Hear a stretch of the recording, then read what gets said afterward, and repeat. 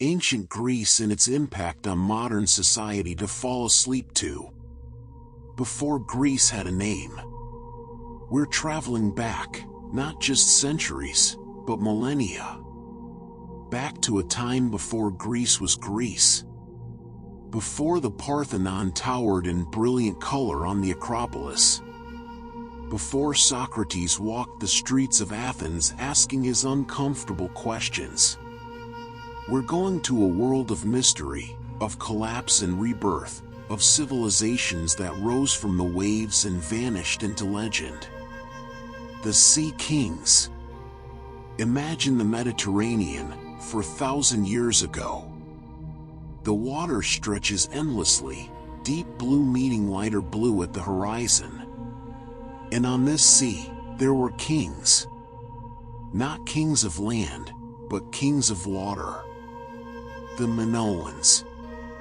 From their palaces on the island of Crete, Knossos, Phaistos, Malea, they commanded a thalassocracy.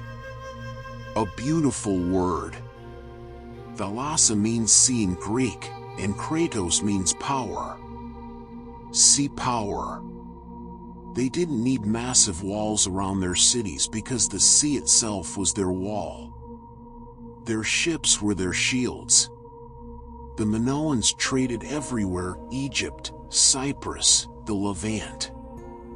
Their ships carried pottery and textiles, olive oil and wine.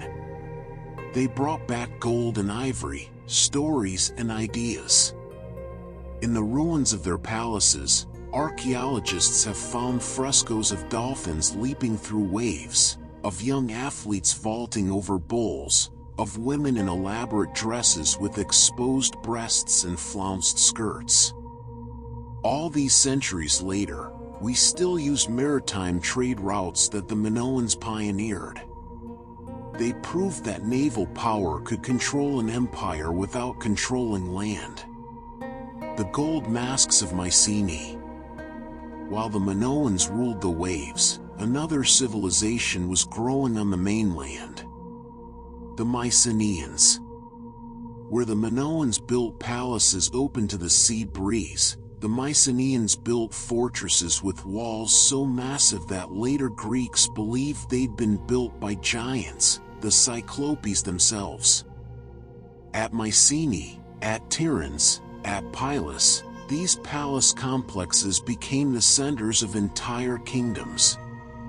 Not just homes for kings, but administrative centers, religious sanctuaries, storage facilities, and workshops all in one. Imagine a combination of the White House, Fort Knox, the National Cathedral, and Amazon's distribution center, all behind the same walls. In the royal shaft graves at Mycenae, archaeologist Heinrich Schliemann found gold masks placed over the faces of the dead. When he lifted one particular mask from a well-preserved body, he telegraphed King George I of Greece, "I have gazed upon the face of Agamemnon." He was wrong. The mask predated the Trojan War by centuries, but his awe was justified. The craftsmanship was extraordinary.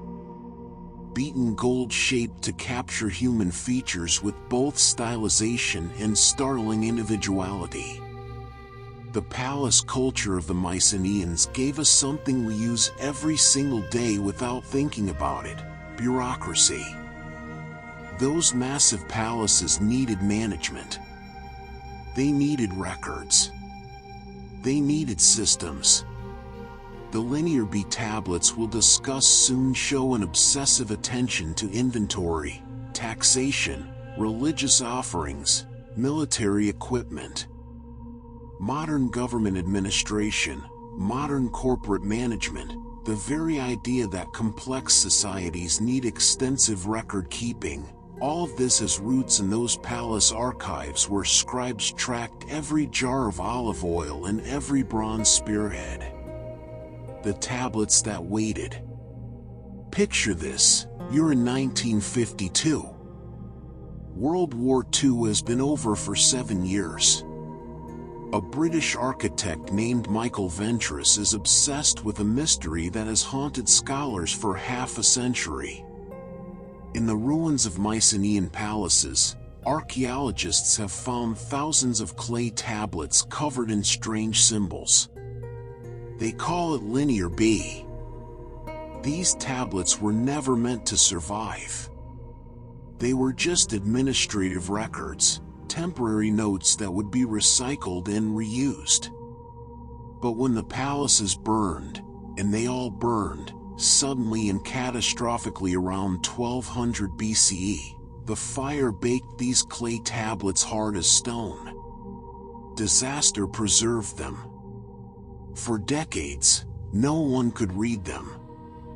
Then Ventris, working with classical scholar John Chadwick, had a breakthrough. Linear B wasn't some lost language. It was Greek.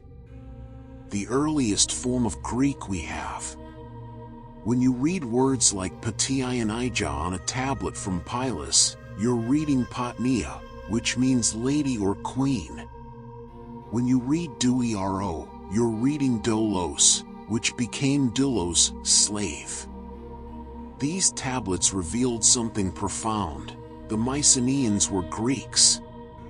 The language that became Homer's language, Plato's language, was already being written in 1450 BCE.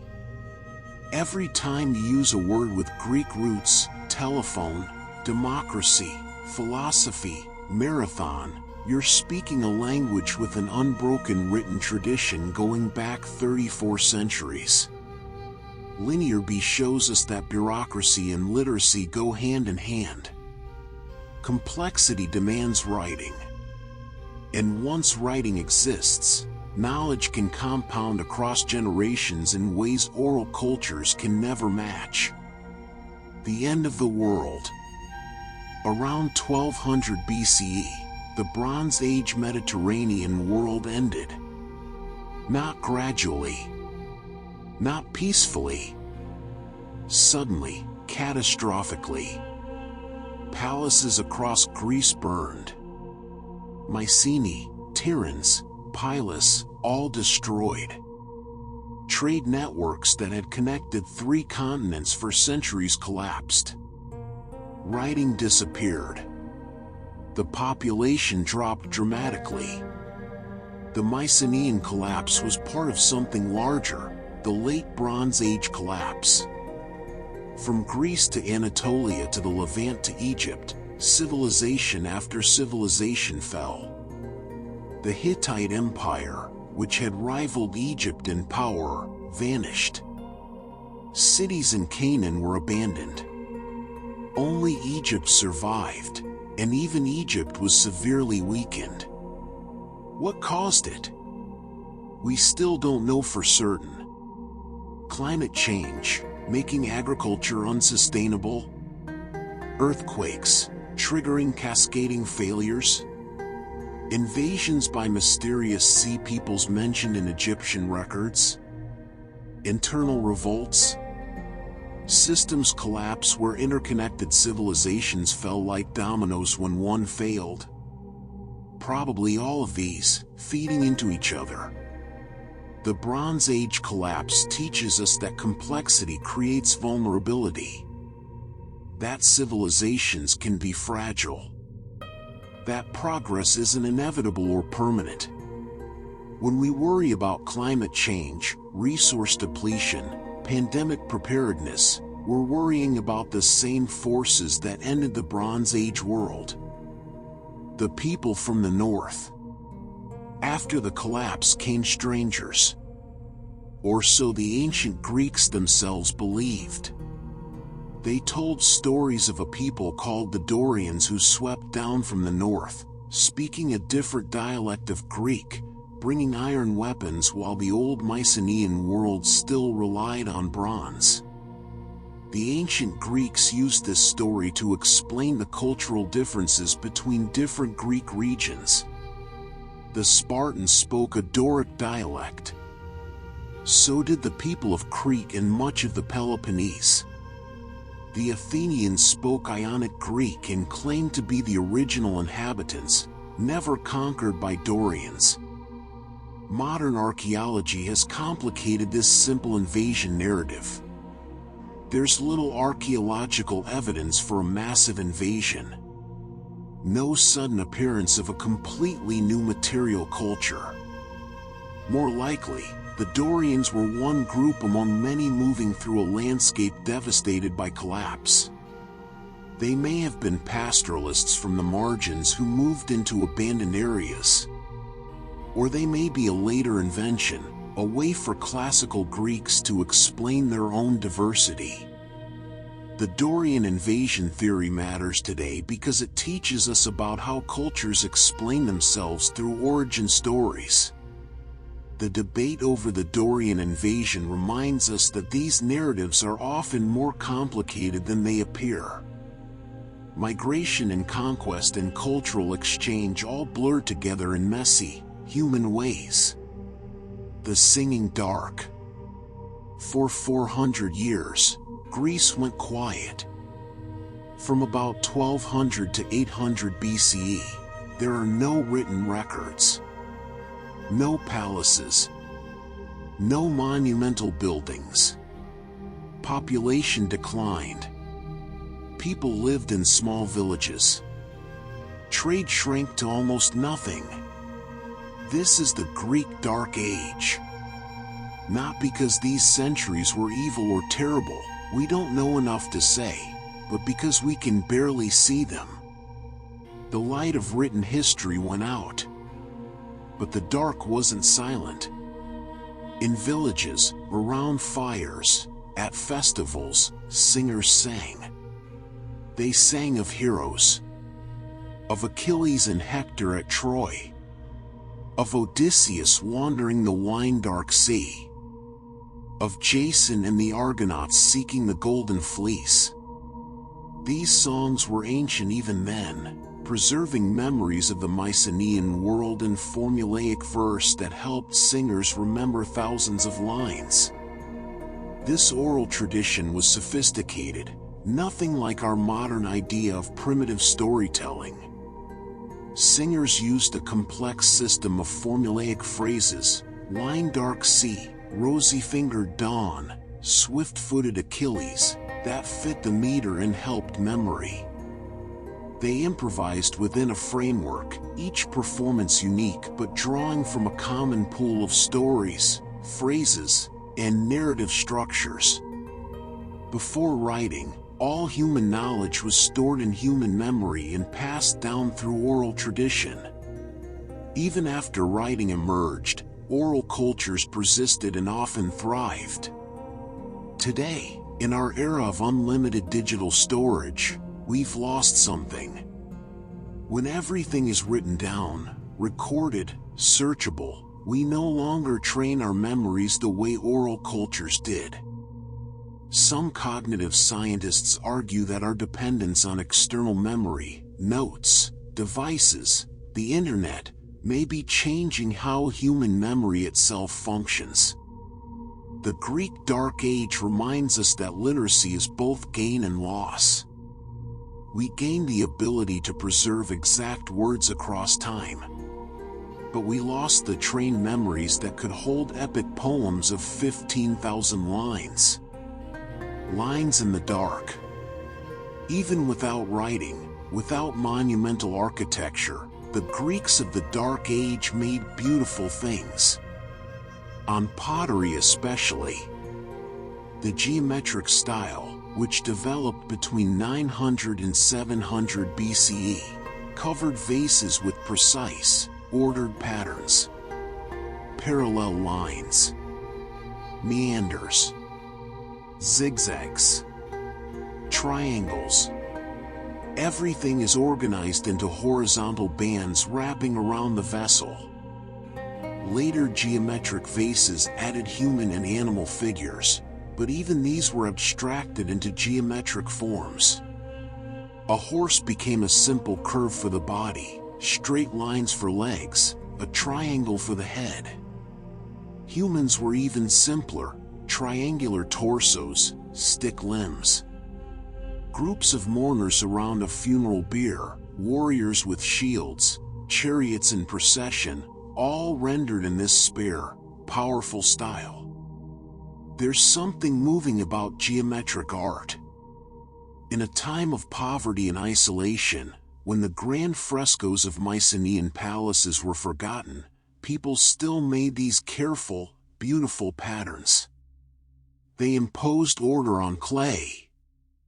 They marked important vessels, especially those used in burials, with designs that took hours to paint.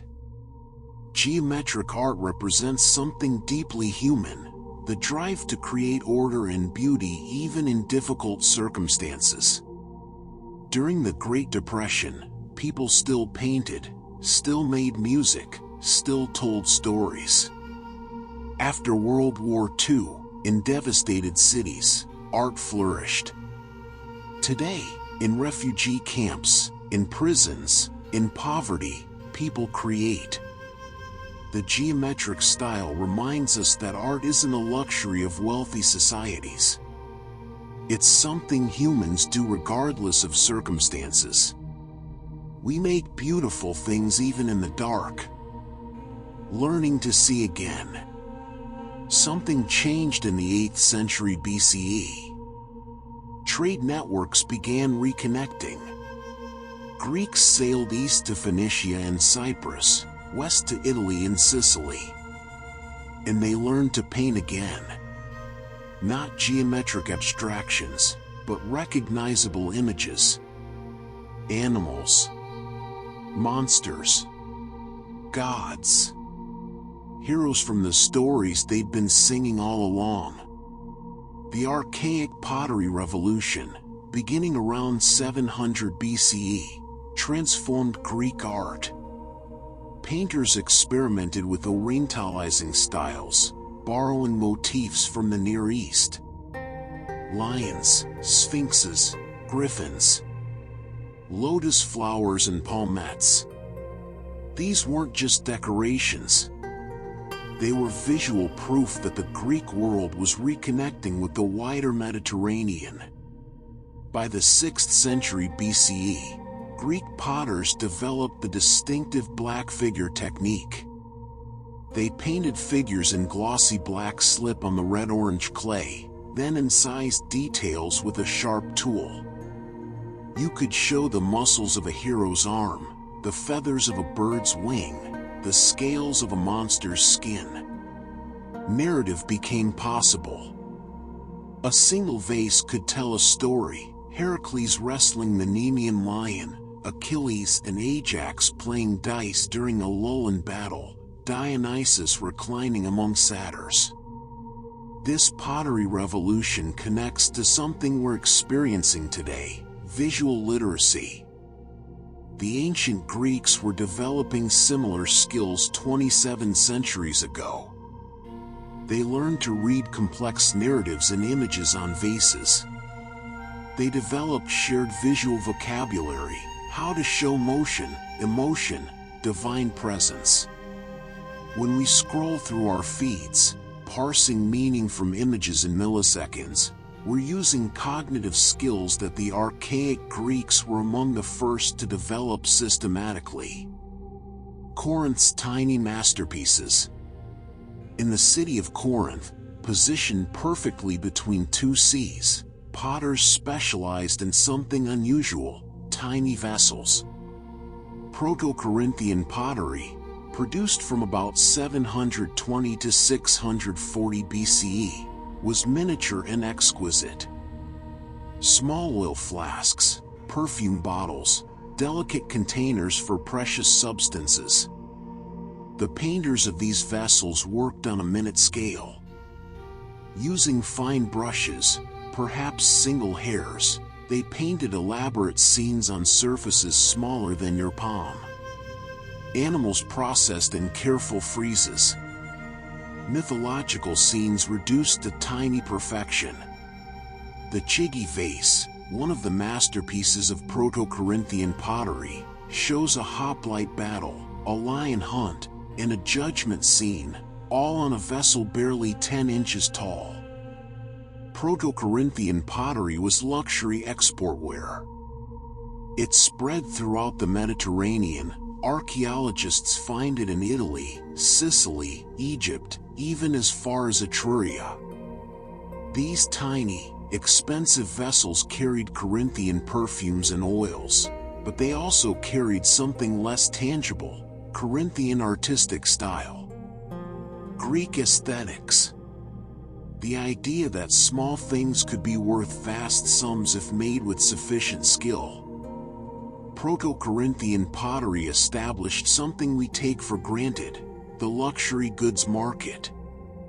The Corinthians understood this 2,700 years ago. They proved that if you make something beautiful enough, small enough, perfect enough, people will pay extraordinary prices. And they'll carry your culture with them when they carry your goods. The Great Dispersal. Beginning in the 8th century BCE, Greeks left home by the thousands. Not as conquerors with armies, but as settlers seeking land. The colonization waves transformed the Mediterranean. By 500 BCE, Greek cities dotted coastlines from the Black Sea to southern France, from North Africa to the Crimean Peninsula. They founded Massalia, which became Marseille. Syracuse in Sicily, which would rival Athens in power.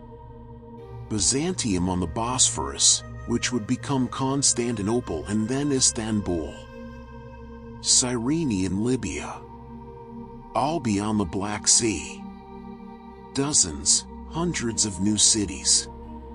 Each was independent, a polis in its own right, but each maintained ties of kinship and religion with its mother city. Why did they leave? Population pressure in some cases.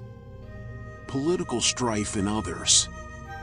Some colonies were explicitly planned, expeditions organized by mother cities to solve land shortage or create trading posts. Others were more desperate ventures, exiles, defeated factions, people escaping disaster or seeking fortune. The Greek colonization created something remarkable, a civilization defined not by empire or ethnicity, but by shared culture. Greeks from Syracuse and Greeks from Athens might be political rivals, might speak different dialects, might worship the same gods in different ways. But they were all Greeks. They could understand each other. They competed in the same games. They told the same stories. Today, in our globalized world, we're creating something similar. Someone from Manila and someone from Mumbai might be politically unconnected, but they share aspects of a global culture. They watch the same movies, use the same apps, speak English as a common language. The Greek diaspora showed that culture could spread without conquest, that identity could be portable, that home could be recreated anywhere there was land and sea. And so, from mystery and darkness, Greece begins to emerge. Not yet the Greece of Socrates or Pericles. Not yet the Greece of democracy and drama. But a Greece of small cities scattered across the Mediterranean. Of ships and trade. Of pottery and poetry. Of people carrying their gods and their stories wherever they sailed. Let your mind rest on these images. The Minoan ships sliding across wine-dark water. The gold masks glinting in tomb darkness. The singers chanting their verses into the night. The tiny, perfect vessels of Corinth. The colonists raising new homes on foreign shores.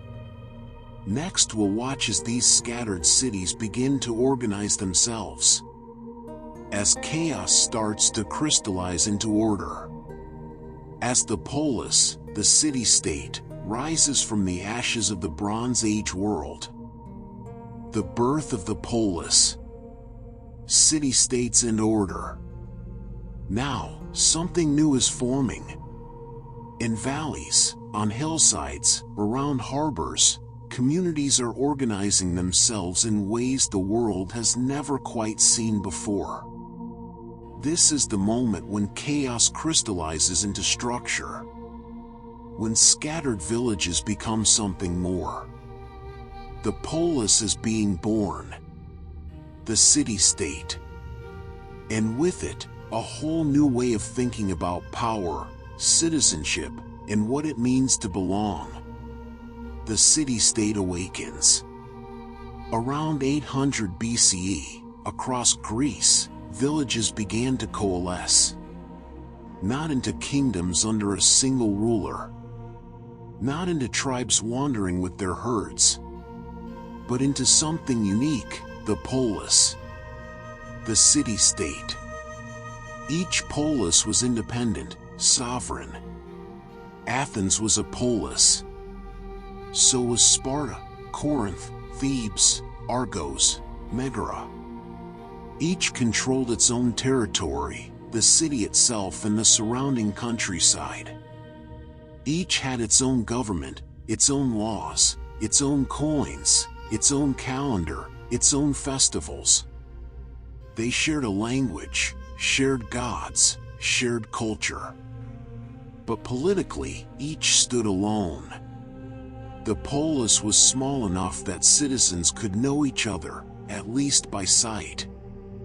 Small enough that politics was personal. In Athens at its height, perhaps 40,000 male citizens. In smaller polis, a few thousand. Everyone knew the prominent families. Everyone had opinions about political leaders.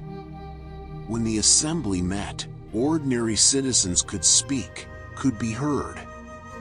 The polis invented something we struggle with in our modern nation-states, the idea that political community should be human-scaled. That citizens should be able to participate directly, not just through distant representatives. When we talk about local control, about community organizing, about town halls and city councils, we're echoing the Greek polis.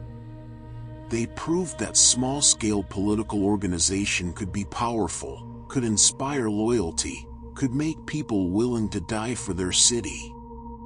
Modern democracies struggle with scale. How do you maintain civic engagement in nations of millions, hundreds of millions? The Greeks never solved that problem. But they showed us what's possible when political community stays small and personal. The heart of the city. At the center of every polis was the agora, the marketplace, the gathering place, the heart of civic life. Imagine an open square, surrounded by stoas, covered colonnades where people could walk in shade. Shops and workshops opening onto the square. Altars and shrines scattered throughout. And people. Always people. The agora was where you bought vegetables and fish, pottery and cloth. But it was also where you heard news, spread gossip, discussed politics, argued philosophy. Socrates spent his days in the Athenian agora, buttonholing anyone who would talk to him, asking his uncomfortable questions. Politicians gave speeches there. Courts held trials there. Citizens voted there. The boundary between public and private, between commercial and political, between sacred and secular, all these boundaries blurred in the agora. A single morning might see religious processions, commercial transactions, political debates, legal proceedings, and philosophical discussions all happening simultaneously in the same space. We've lost something the Greeks had in the agora, truly public space where people from all walks of life mingle. Today, we segregate functions. Shopping happens in malls or online. Politics happens in government buildings or on television. Philosophy happens in universities. Religion happens in churches. We've become more efficient, more specialized. But we've also lost that sense of the city as a shared commons where everything happens together. When urban planners talk about creating third places, not home, not work, but somewhere else where community forms, they're trying to recreate something like the agora.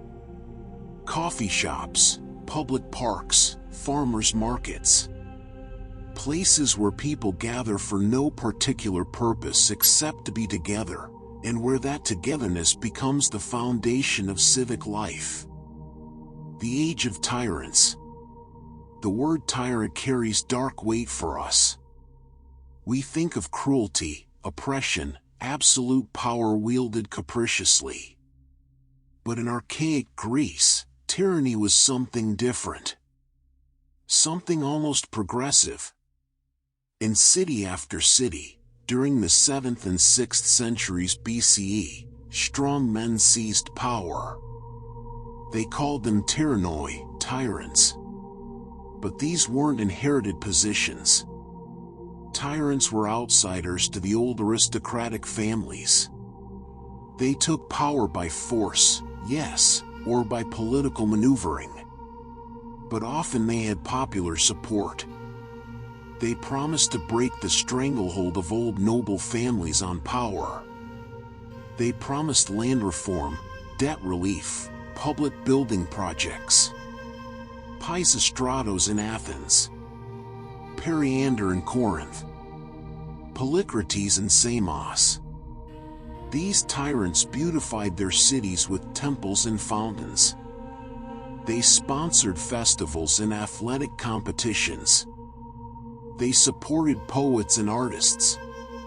Under tyrant rule, many cities flourished economically and culturally.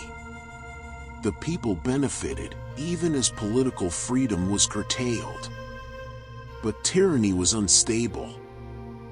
First-generation tyrants were often capable, energetic men. Their sons were weaker, more cruel, more disconnected from the people who had supported their fathers. Within a generation or two, most tyrannies fell. They were transitional. They broke the power of old aristocracies, created more fluid social structures, invested in public infrastructure. And then they collapsed, leaving space for new forms of government to emerge. Today, we see similar patterns. Revolutionary leaders who seize power promising to break old elites. Who modernize, who build. But whose regimes become sclerotic, whose children are weak. Tyranny teaches us that personal rule, however benevolent initially, tends toward decay. That charisma cannot be inherited. That political systems need to be larger than individuals to endure. Written in blood. In 621 BCE, Athens appointed a man named Draco to write down the city's laws. Before Draco, law was unwritten, traditional, interpreted by aristocratic magistrates who could twist justice to favor their class. Draco changed that. He codified the law, put it in writing, made it public. But Draco's laws were harsh. Brutally harsh. Death for almost every crime. Steal a cabbage? Death. Defaulting on debt? Death. Minor religious infractions? Death.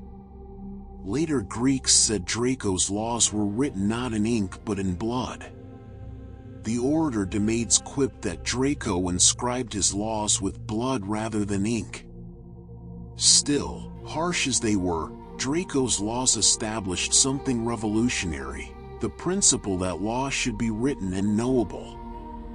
That justice shouldn't depend on who you know, which family you belong to, whether the magistrate likes you. The law was now public, visible, the same for everyone. At least in theory. We get our word draconian from Draco, meaning excessively severe. Every time someone calls a policy draconian, they're invoking this Athenian lawgiver from 2,600 years ago. But Draco's real legacy isn't severity. It's transparency. The idea that law must be written, public, accessible. Today we take this for granted. We expect to be able to read the laws that govern us. We expect that judges can't just make up rules on the spot. The rule of law, as opposed to rule by individual judgment, starts here. With Draco's harsh but public code. Written law creates predictability. It limits arbitrary power. Even when the laws themselves are unjust, the mere fact that they're written creates the possibility of critique, of reform. You can't fix an unwritten tradition. But written law can be challenged, debated, changed. The debt breaker. By 594 BCE, Athens was in crisis. Debt had enslaved huge portions of the population. When poor farmers couldn't repay loans, they became hectemeri, sixth parters, giving 1/6 of their harvest to creditors. If they still couldn't pay, they or their children were sold into slavery. The city was tearing itself apart. The Athenians turned to Solon. A poet, a merchant, a moderate voice from a respected family. They gave him extraordinary powers to reform Athens completely. And Solon did something that seemed impossible. He performed the Sysakthia, the shaking off of burdens. He canceled all debts, freed all debt slaves, banned the practice of debt slavery forever. With a stroke, he reset Athens' economy. But Solon didn't stop there. He reorganized Athenian society not by birth but by wealth. For classes based on agricultural production. The richest could hold high office. The poorest could attend the assembly and serve on juries. It was still a hierarchy, yes. But it was based on what you had, not who your grandfather was. For the first time, a wealthy merchant or farmer could rise to political prominence. Solon's reforms speak to one of the oldest problems in economics, debt. What happens when large portions of a population cannot repay what they owe? Solon shows us that debt crises are ancient, that they can threaten political stability, and that sometimes radical solutions are necessary. His reforms also established something crucial, the principle that economic contribution, not just ancestry, should confer political rights. Solon helped establish that equation. For better and for worse, he's one of the architects of the world we live in, where economics and politics intertwine inseparably. Reorganizing reality. In 508 BCE, after decades of tyranny and political turmoil, an aristocrat named Cleisthenes did something audacious. He reorganized Athenian identity itself. He broke the power of old kinship groups by creating new, artificial tribes. Athens had been divided into 4 traditional tribes based on ancient kinship ties. These tribes were dominated by old aristocratic families. Cleisthenes dissolved them.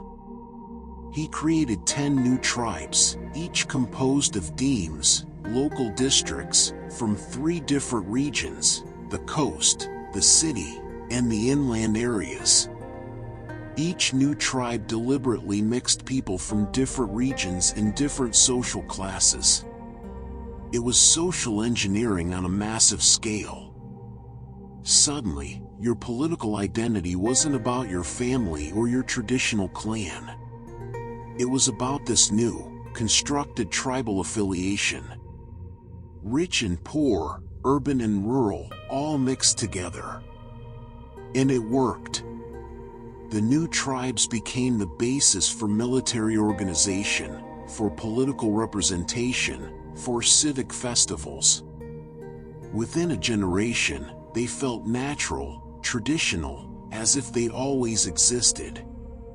Cleisthenes proved that identity can be reconstructed.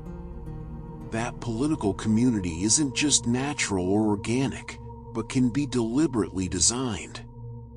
Cleisthenes shows us that this works, that humans are remarkably flexible in how we think about group belonging.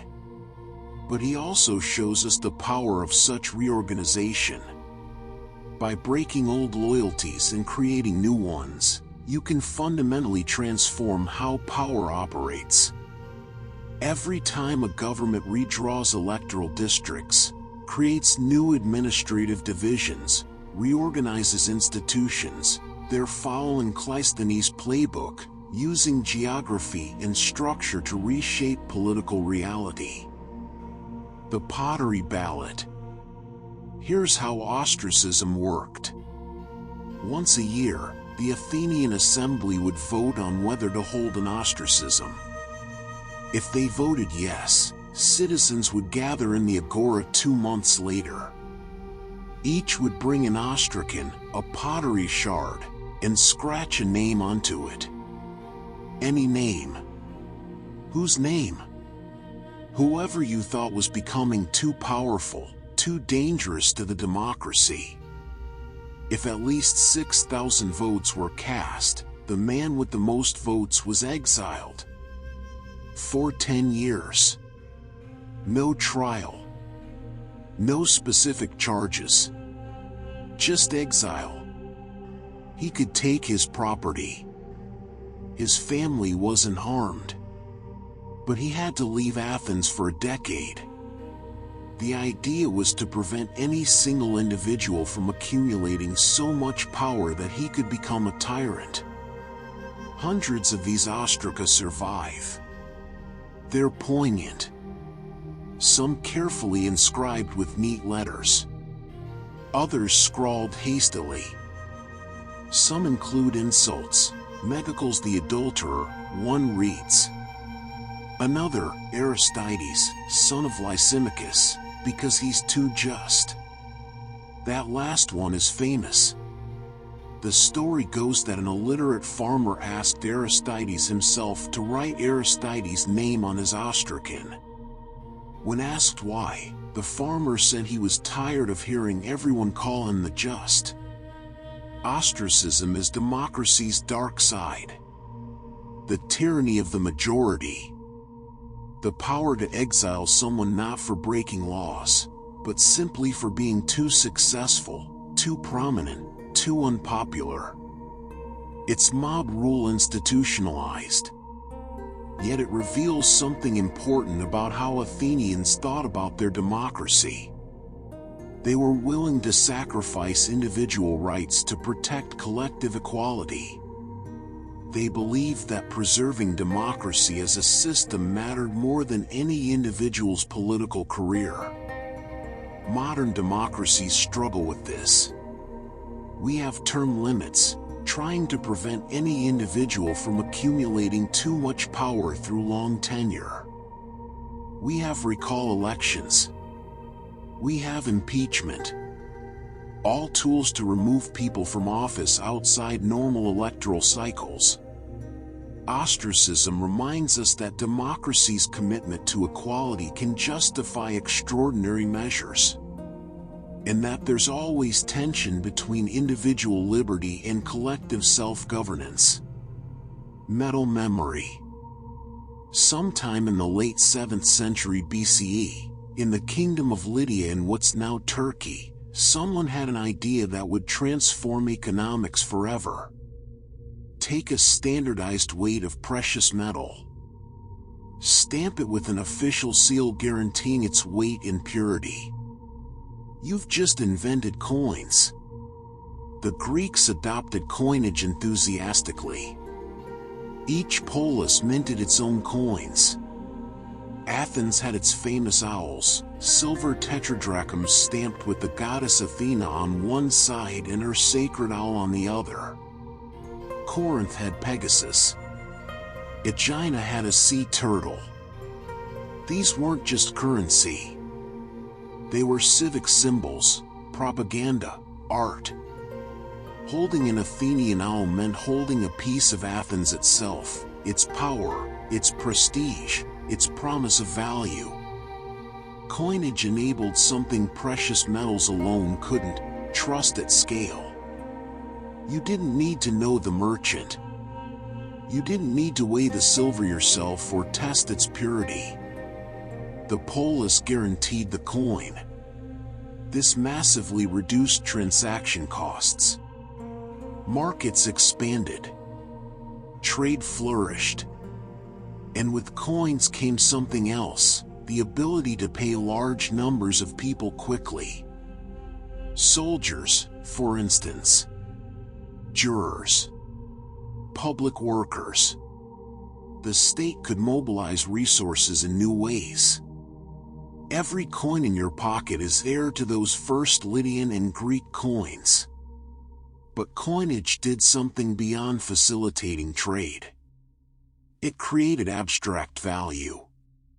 A silver coin is worth more than the silver in it because the state says so. This abstraction, this separation of face value from metal value, laid groundwork for every monetary system since. For paper money backed by nothing but government promise.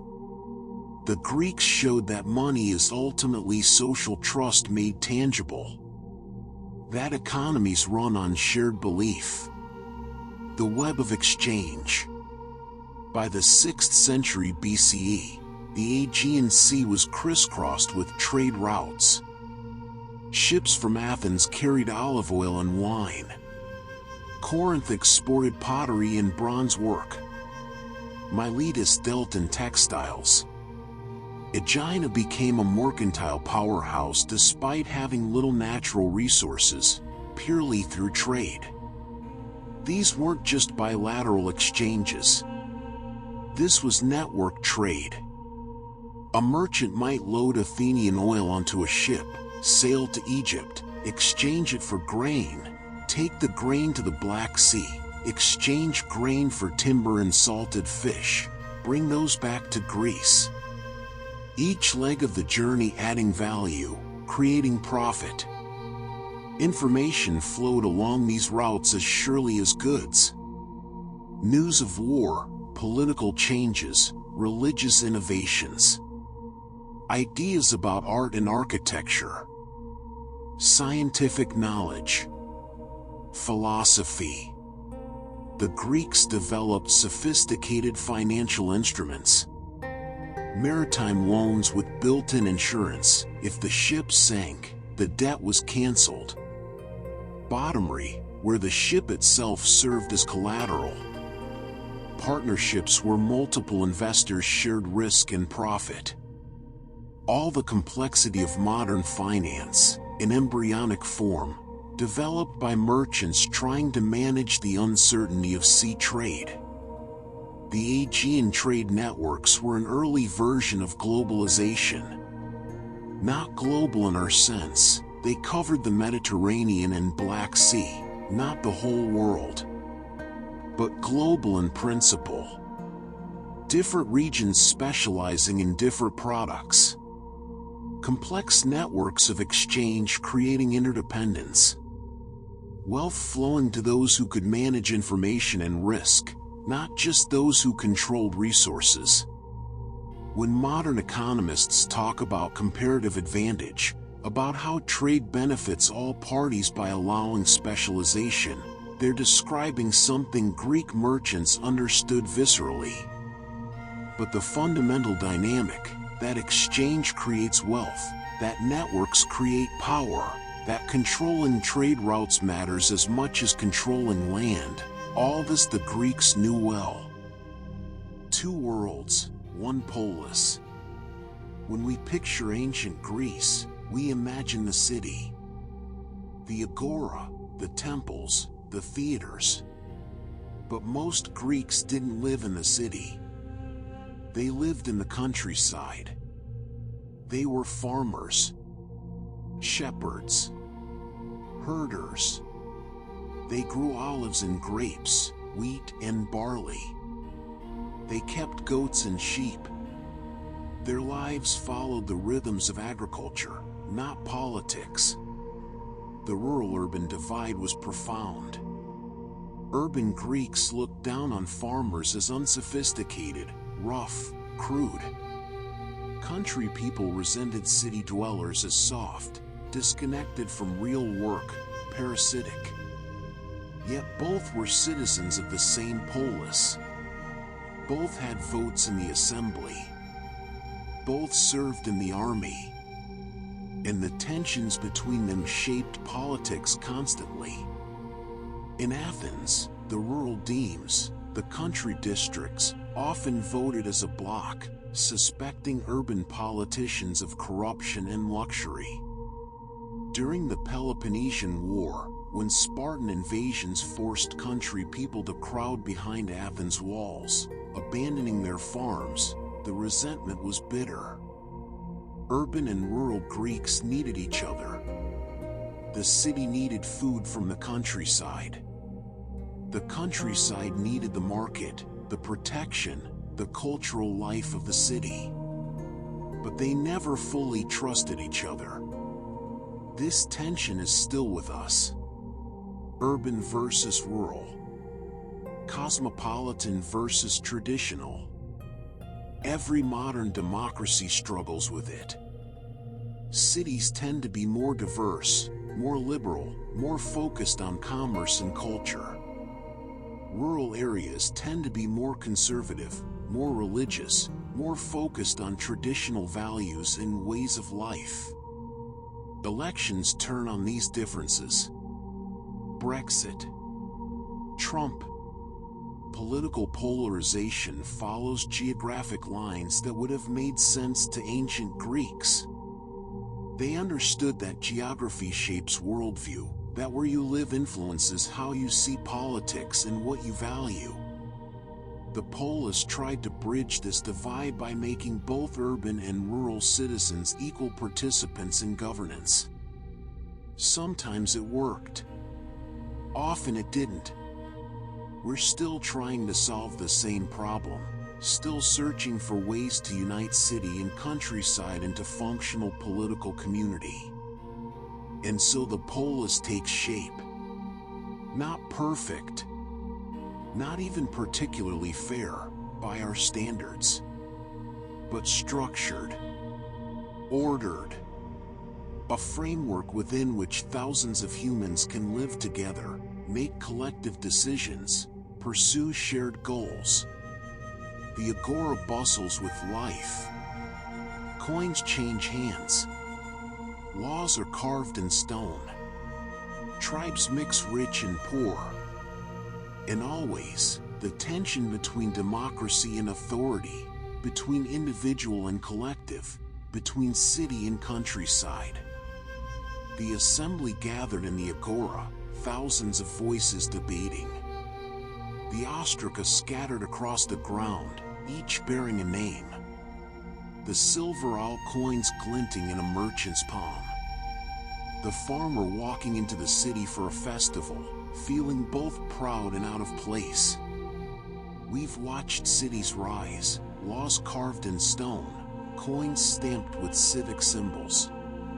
But beneath all this structure, threaded through every aspect of Greek life, was something else. Something older, deeper, more pervasive than politics or economics. Gods everywhere. Religion and meaning. The gods were everywhere. Not distant, not abstract. They walked the earth, lived on mountaintops, dwelled in springs and groves. And the Greeks lived with them, negotiated with them, honored them, feared them every single day. The sacred ordinary. Imagine waking in ancient Athens. Before you eat breakfast, you go to the household shrine, the Hestia, and offer a small portion of food to the gods. Perhaps a few drops of wine poured as libation.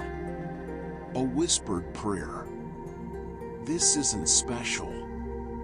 It's not a religious occasion. It's just Tuesday. Religion wasn't separated from daily life. It was daily life. When you went to the agora, you passed altars and shrines on every street. Before any political assembly, sacrifices were performed and omens read. Before sailing, you sacrificed to Poseidon. Before battle, to Ares. Before planting, to Demeter. Before marriage, to Hera. The gods had jurisdiction over every human activity, and you ignored them at your peril. Festivals filled the calendar. Athens celebrated over 60 major religious festivals per year. That's more than one a week. Some lasted a single day. Others, like the Panathenea, stretched for days of processions, sacrifices, athletic contests, musical performances. These weren't optional. Citizenship meant participation in civic religion. To refuse was to reject the community itself. We moderns have mostly separated religion from public life. We've created secular spheres, government, education, commerce, where religion is supposed to remain private. The Greeks would have found this incomprehensible. How could you make political decisions without divine guidance? How could you trust agreements without oath swearing invoking the gods? The voice from the chasm. High on the slopes of Mount Parnassus, overlooking a dramatic gorge, stood the temple of Apollo at Delphi.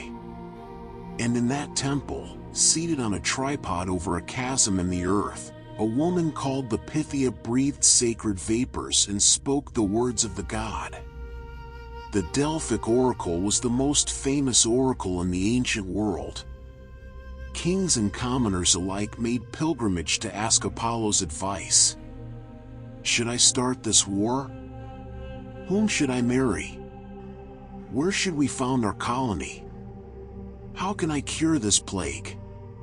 The Pythia's responses were famous for their ambiguity. When Croesus, the wealthy king of Lydia, asked if he should attack Persia, the oracle replied, "If you cross the river, a great empire will be destroyed." Encouraged, Croesus attacked. He was defeated. A great empire was indeed destroyed, his own. Modern archaeologists have found evidence that the temple was built over geological faults that likely did release intoxicating gases, ethylene perhaps, or methane. The Pythia may have genuinely experienced altered states of consciousness. But the oracle's power wasn't just about prophecy. It was about creating a space where the most important questions could be asked. Where uncertainty could be acknowledged. Where humans could admit they didn't know what to do. We still seek oracles, though we no longer call them that. We consult experts, analysts, predictive algorithms.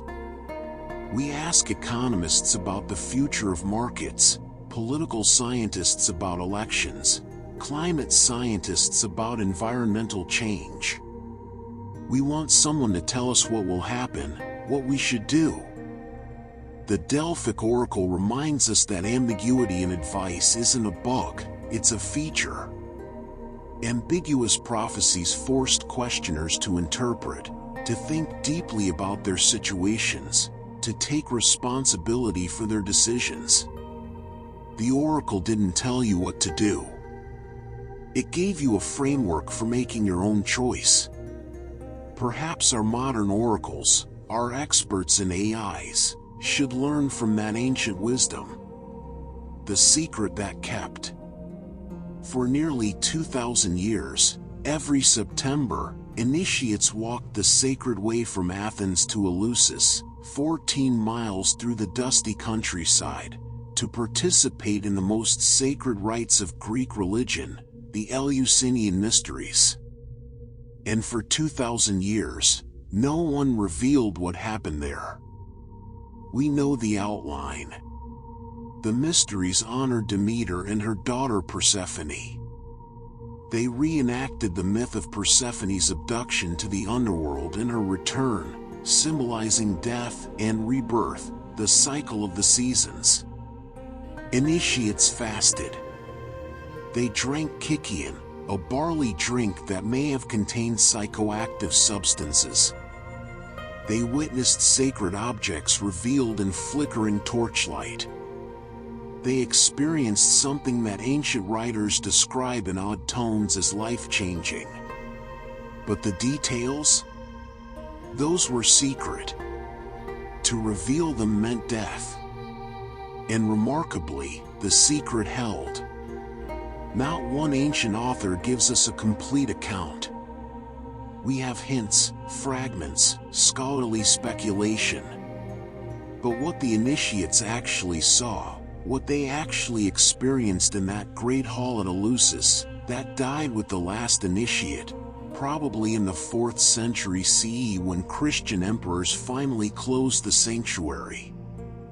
The Eleusinian mysteries demonstrate the power of genuine secrecy. In our age of information, of WikiLeaks and data breaches, of surveillance and social media oversharing, the idea that thousands of people could share a secret for centuries seems impossible. Yet the mysteries show us that secrecy can serve a purpose. That some experiences gain power from being private, personal, unexplained. That not everything needs to be documented, analyzed, shared. The mysteries honored the idea that some truths are experiential rather than propositional. That transformation happens in darkness and silence, not in explanation and publicity. When all Greeks were one, the Greek Polis fought each other constantly. Athens versus Sparta. Thebes versus Athens. Corinth versus Argos. Endless wars, shifting alliances, bitter rivalries. Yet several times each year, the fighting stopped. Sacred truces were declared. And Greeks from all over the Mediterranean world gathered for the Pan-Hellenic festivals. For great festivals rotated on a 4-year cycle. The Olympic Games at Olympia, honoring Zeus. The Pythian Games at Delphi, honoring Apollo. The Isthmian Games at Corinth, honoring Poseidon. The Nemean Games at Nemea, also honoring Zeus. Athletes competed. Poets recited. Musicians performed. Philosophers debated. Merchants traded. Families reconnected. These festivals created something remarkable, a shared Greek identity that transcended political boundaries. You might be an Athenian or a Spartan at home. But at Olympia, you were a Greek. A Hellene. The festivals proved that despite endless political fragmentation, Greeks shared something deeper. Language, religion, culture.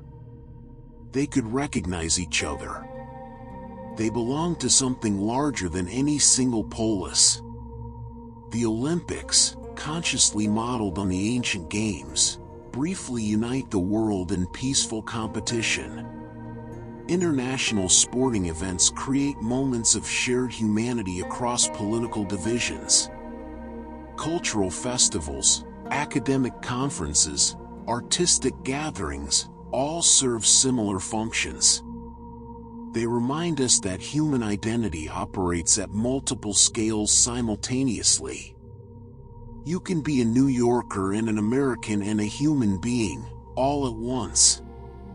The Pan-Hellenic Festival showed that political division doesn't have to mean cultural separation. That competition can coexist with the community. That we can fight with our neighbors and still recognize them as kin. The sacred truce. Every 4 years, from 776 BCE onward for over a millennium, the Olympic Games brought the Greek world to Olympia. The site was sacred ground, a sanctuary of Zeus. Athletes arrived weeks early to train. Spectators came from everywhere, citizens, slaves, foreigners. Married women were forbidden from watching, on pain of death, though unmarried girls were allowed, though girls competed in separate races honoring Hera. The games lasted 5 days. Foot races of various lengths. Wrestling.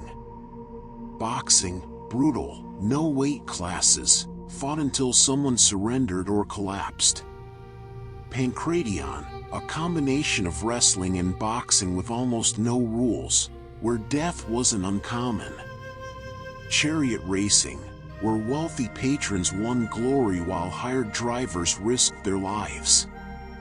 The pentathlon, running, jumping, discus, javelin, wrestling.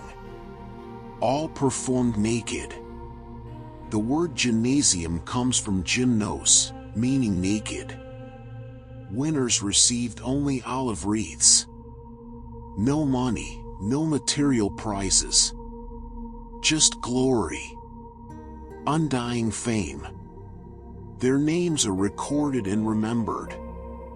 Statues erected in their honor. Victory odes composed by great poets like Pindar. To win at Olympia was to achieve a kind of immortality. Your name would be spoken centuries after your death. The Olympics reveal something crucial about Greek values and about human nature. We pursue glory, recognition, the admiration of others, sometimes even more avidly than we pursue wealth. Olympic victors often became wealthy. Yes, cities would reward them lavishly, exempt them from taxes, feed them at public expense for life. But they competed for the crown, not the reward. Today we see the same dynamic. Athletes train for years for Olympic gold, which has minimal monetary value. Artists create for recognition as much as money. Scientists compete for Nobel Prizes. We are, deeply, status-seeking creatures. The Greeks understood this and channeled it into competition that strengthened the community while glorifying the individual. Athens' birthday party. Every summer, on the goddess Athena's birthday, Athens celebrated the Panathenaea. The lesser Panathenaea happened annually. But every 4 years, the great Panathenaea transformed the city into a festival that rivaled the Olympics in splendor. The festival lasted several days. Athletic competitions, musical contests, rhapsodes reciting Homer, torch races run at night, fire passed from runner to runner, and the culmination, the great procession. All of Athens participated. Citizens, resident foreigners, freed slaves. Men carried animals for sacrifice. Women bore ritual objects. The prize was the peplos, a robe woven by specially chosen Athenian girls over 9 months, depicting the battle between gods and giants. This procession was so central to Athenian identity that it was carved in marble around the top of the Parthenon. The Parthenon frieze shows the procession in idealized form: beautiful youths, calm horses, orderly participants. This was how Athens wanted to see itself. United in worship. beautiful in piety, perfect in civic harmony. The procession ended at the Parthenon, where the peplos was presented to the ancient wooden statue of Athena housed within the temple. The Panathenea was civic religion at its most powerful. It transformed religious ritual into political statement. Every participant affirmed their place in the Athenian community. Every spectator witnessed Athenian glory. The Panathenea reminds us that nations, like city-states, maintain themselves partly through recurring ritual that makes the abstract concrete, the political personal, the collective individual. Where gods healed. Scattered across Greece were sanctuaries of Asclepius, the god of healing. The most famous at Epidaurus, but there were many others. When you were sick, truly sick, beyond what human doctors could cure, you went to an Asclepian seeking divine intervention. The ritual was precise. You purified yourself through bathing and fasting. You made offerings, cakes, animals, money.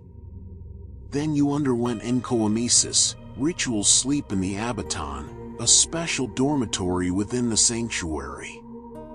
And there, in dreams, Asclepius would appear.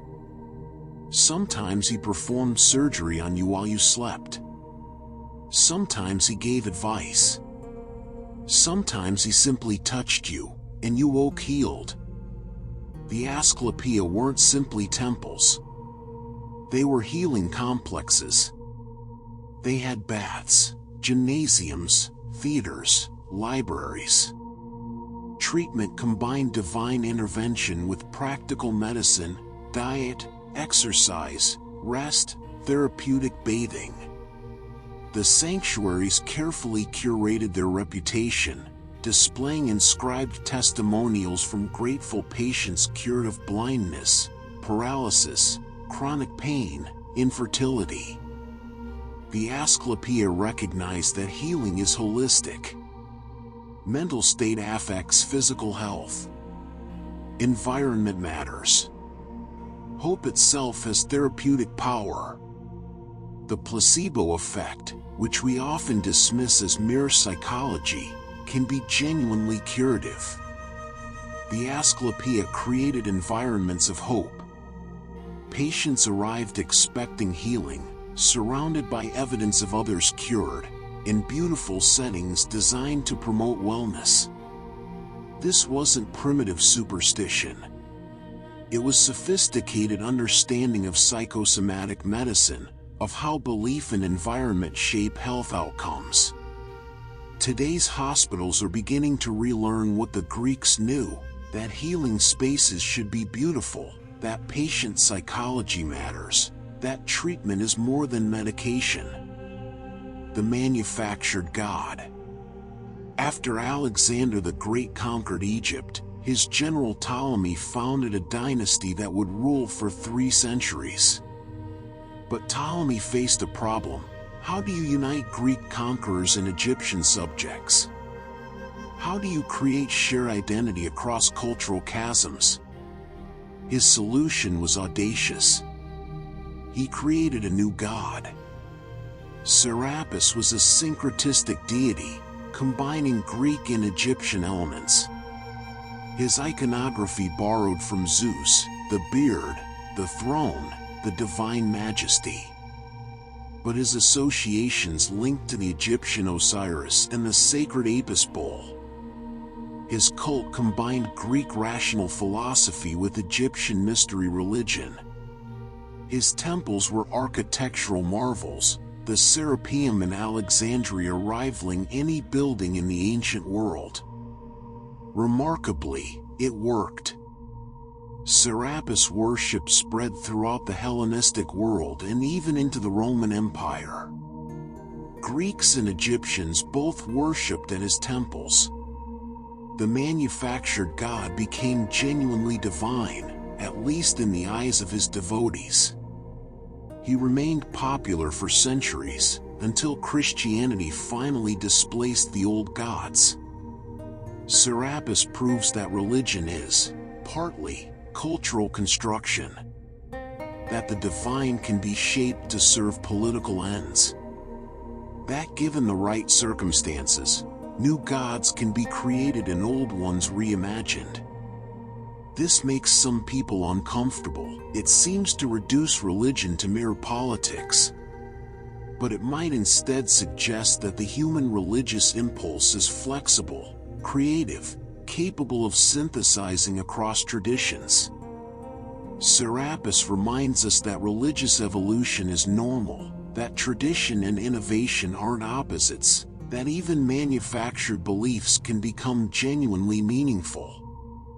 The Mythographer's Encyclopedia. Greek mythology was vast, contradictory, constantly evolving. Every region had variant stories. Different poets told different versions. How many children did Zeus have? Dozens? Hundreds? Who founded which city? Which hero accomplished which deed? The myths were a living tradition, not a fixed text.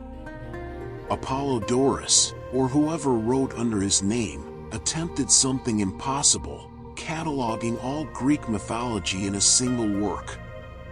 The Bibliotheca, the library, compiled genealogies of gods and heroes, summarized major myths, reconciled contradictions where possible and noted them where reconciliation was impossible. It's dry reading, more reference work than literature. But it preserves stories that might otherwise have been lost. The library reveals how Greeks organized religious knowledge. Not through dogma or sacred text, but through storytelling and genealogy. Myths weren't believed in the way we think of religious belief. They were cultural heritage. Athenians might argue about whether a particular story was true, what it meant, whether it was a metaphor or history. But everyone knew the stories. They were shared vocabulary for understanding the world. Today we have our own mythologies, though we don't always call them that. Like Greek myths, these stories are contested, have variants, mean different things to different people. And like the Greeks, we need people who catalog and preserve these stories. Folklorists, anthropologists, historians. The internet has become our bibliotheca, a vast, chaotic repository of cultural knowledge. But like Apollodorus, we struggle to organize it, to make sense of the contradictions, to preserve what matters while acknowledging complexity. Where earth met heaven. The Greeks believed certain places were intrinsically sacred. Not because humans built temples there, but because the gods had chosen those spots. Delphi, where Apollo slew the python and established his oracle. Olympia, where Zeus dwelled. Eleusis, where Demeter mourned Persephone. Delos, where Apollo and Artemis were born. Temples weren't churches. Greeks didn't worship inside them. The temple was the god's house. The cult statue lived there, tended by priests. Worshippers gathered outside, at altars in front of the temple, where animals were sacrificed. The temple itself was statement architecture. The Parthenon, the temple of Zeus at Olympia, the temple of Apollo at Delphi, these weren't just buildings. They were theology made visible. Divine perfection expressed in mathematical proportion, in gleaming marble, in gold and ivory. But sacred landscape extended beyond temples. Springs were sacred to nymphs. Groves belonged to particular gods. Caves descended to the underworld. Mountains touched Olympus. The natural world was thick with divine presence. You couldn't walk through Greece without encountering the sacred. Geography itself was theological. We've largely desacralized landscape. Nature is resource, real estate, scenery. We preserve wilderness, but usually for recreation or conservation, not because it's holy. Yet we still feel echoes of what the Greeks felt. Standing in a cathedral, walking through an ancient forest, watching sunset over mountains, we experience something that transcends the purely material. The Greek understanding of sacred landscape reminds us that place matters. That some locations carry weight, meaning, power that can't be entirely explained by aesthetics or function. That maybe the land itself has stories to tell, if we learn to listen. And so we've walked with the gods, poured libations at household shrines, climbed to Delphi seeking Apollo's wisdom, been initiated into mysteries at Eleusis, competed at Olympia for nothing but glory, processed through Athens bearing Athena's peplos, slept in Asclepius' sanctuary praying for healing, watched as Ptolemy crafted a god from politics and prayer. The gods were everywhere because the Greeks put them everywhere. Made space for the sacred in every activity, every place, every moment. Let your breath slow. Let your mind rest on this vision of a world thick with meaning, where nothing was purely secular, where everything connected to something larger. We've walked with gods and witnessed sacred mysteries. We've seen the birth of cities and the structure of the polis. Now we descend to ground level, to the human reality beneath all that grand architecture and philosophy. How Greeks lived, society and daily life. How did Greeks actually live? Who had power and who didn't? Who could speak and who had to remain silent? This is the intimate history, the daily texture of ancient lives. And it's not always comfortable to witness. The pyramid of people. Greek society was a pyramid. At the top, a small number of citizen men from old families. Below them, citizen men from newer or poorer families. Below them, medics, foreign residents who lived in the city for generations but could never become citizens. Below them, freedmen, former slaves who had bought or been granted their freedom. And at the base of the pyramid, the slaves. Perhaps a third of the population, sometimes more. This hierarchy was rigid, but not quite immobile. Wealth could elevate you within your category. A rich medic had more practical power than a poor citizen, even if he lacked political rights. Military service could bring honor.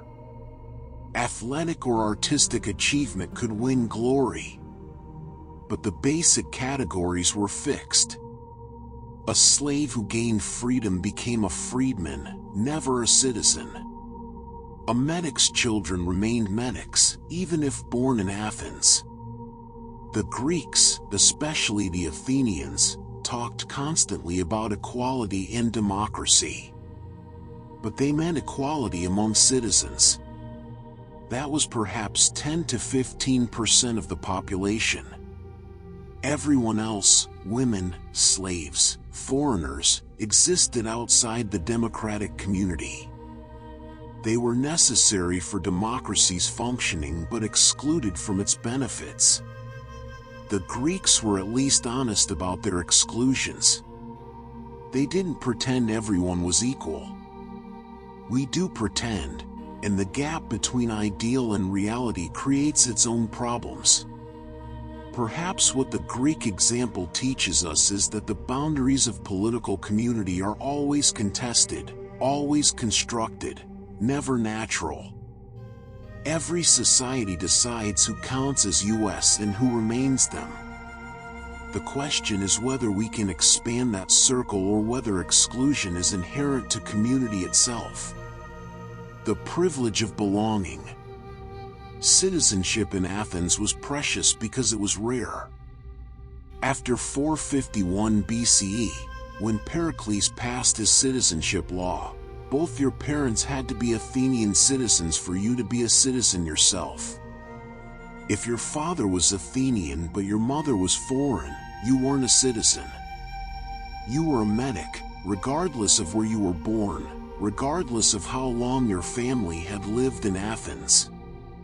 Citizens had rights that seemed basic to us but were extraordinary then.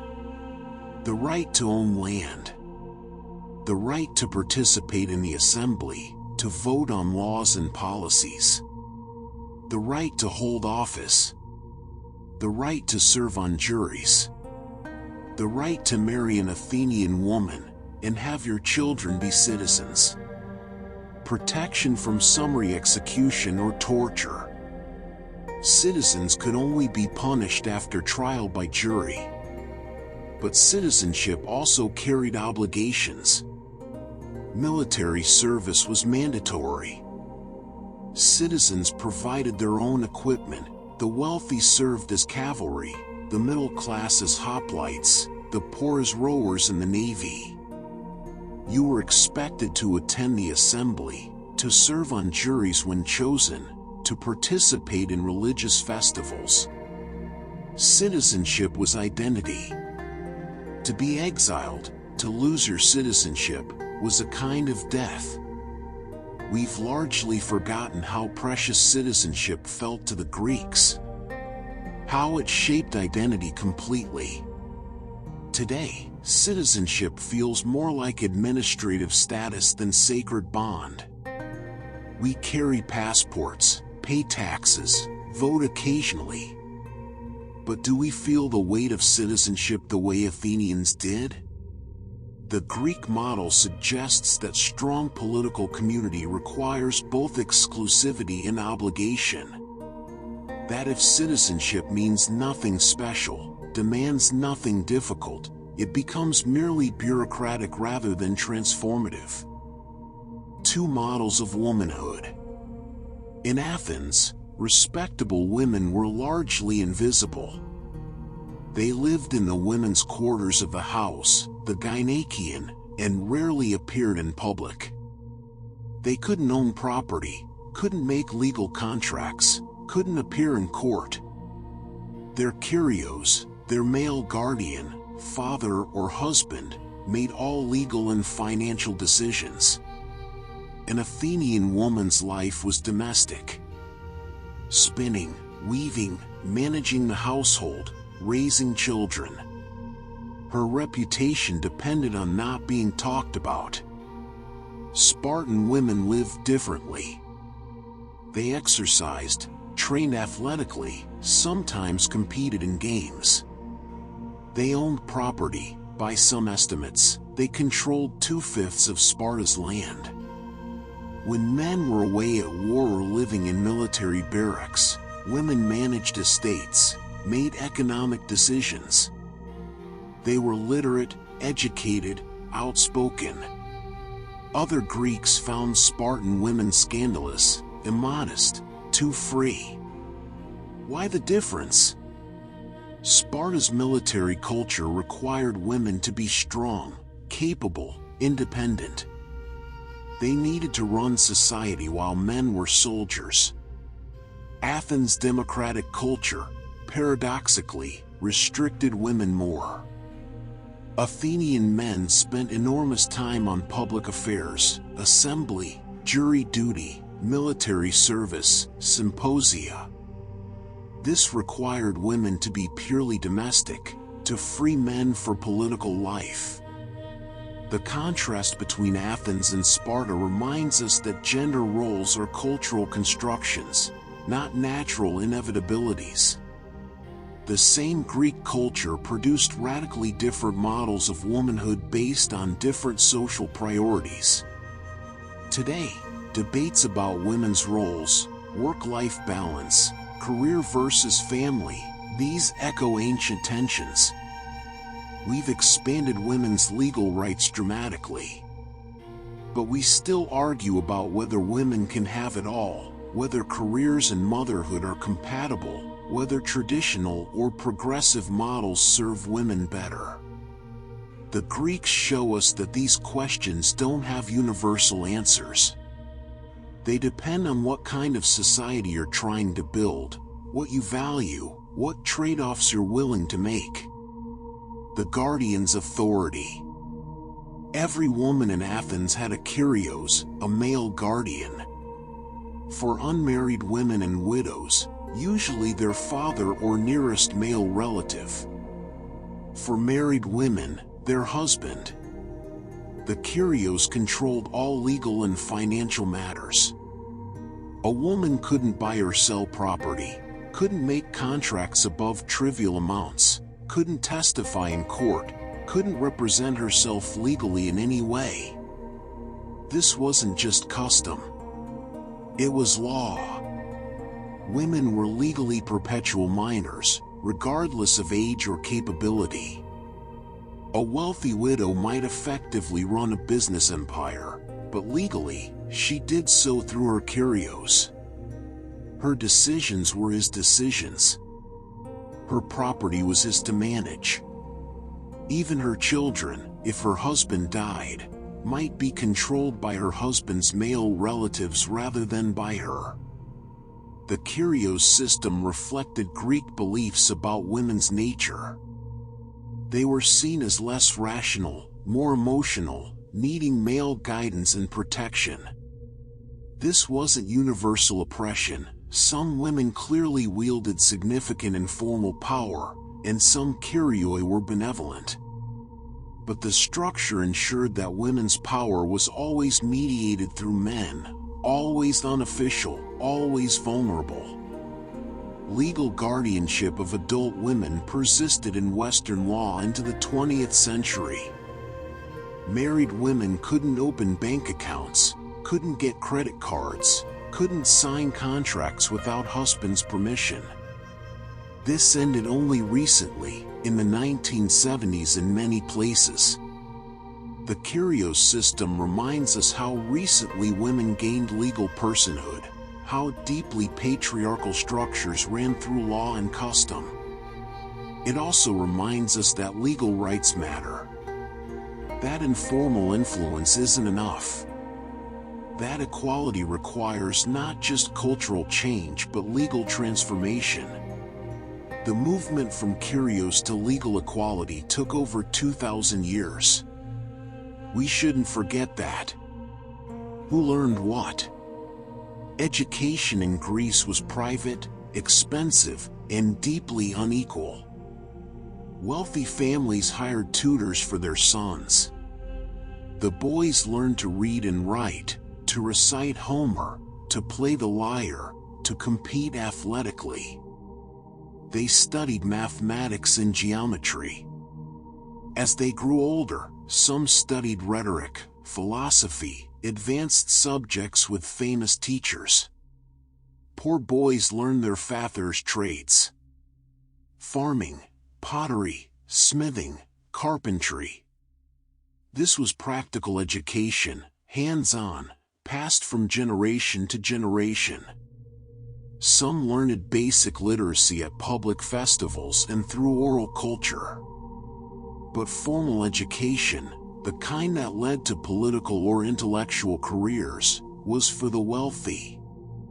Girls, even wealthy ones, received limited education. Basic literacy sometimes. Household management. Weaving and spinning. Music, perhaps. But nothing that would prepare them for public life, because public life was closed to them. The most educated Greek women were hetaira, courtesans, who needed wit and culture to attract wealthy patrons. The Greek model was openly elitist. Ours is supposedly meritocratic. But the results aren't so different. Educated elites reproducing advantage across generations, education functioning as much to maintain hierarchy as to enable mobility. Perhaps honesty about inequality is better than pretending it doesn't exist. The drinking party. After dinner, the men reclined. Couches arranged around the edges of the andron, the men's room. The wine was brought out, mixed with water in a large crater. Too strong unmixed, needing dilution. Someone was chosen as symposiarch, master of ceremonies, deciding the wine-to-water ratio, proposing toasts and topics for discussion. The symposium was where elite Greek men bonded. They drank, recited poetry, sang songs. They debated philosophy and politics. They played games, katabos, flicking wine dregs at targets.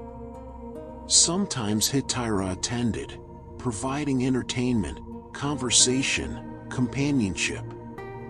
Sometimes young men, in the complex institution of pederasty.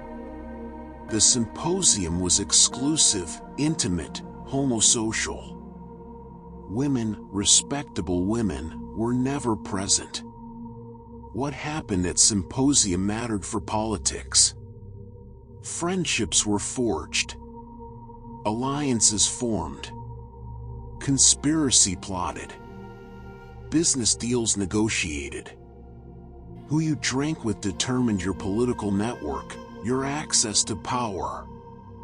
Being excluded from symposia meant being excluded from the informal networks where real decisions happened.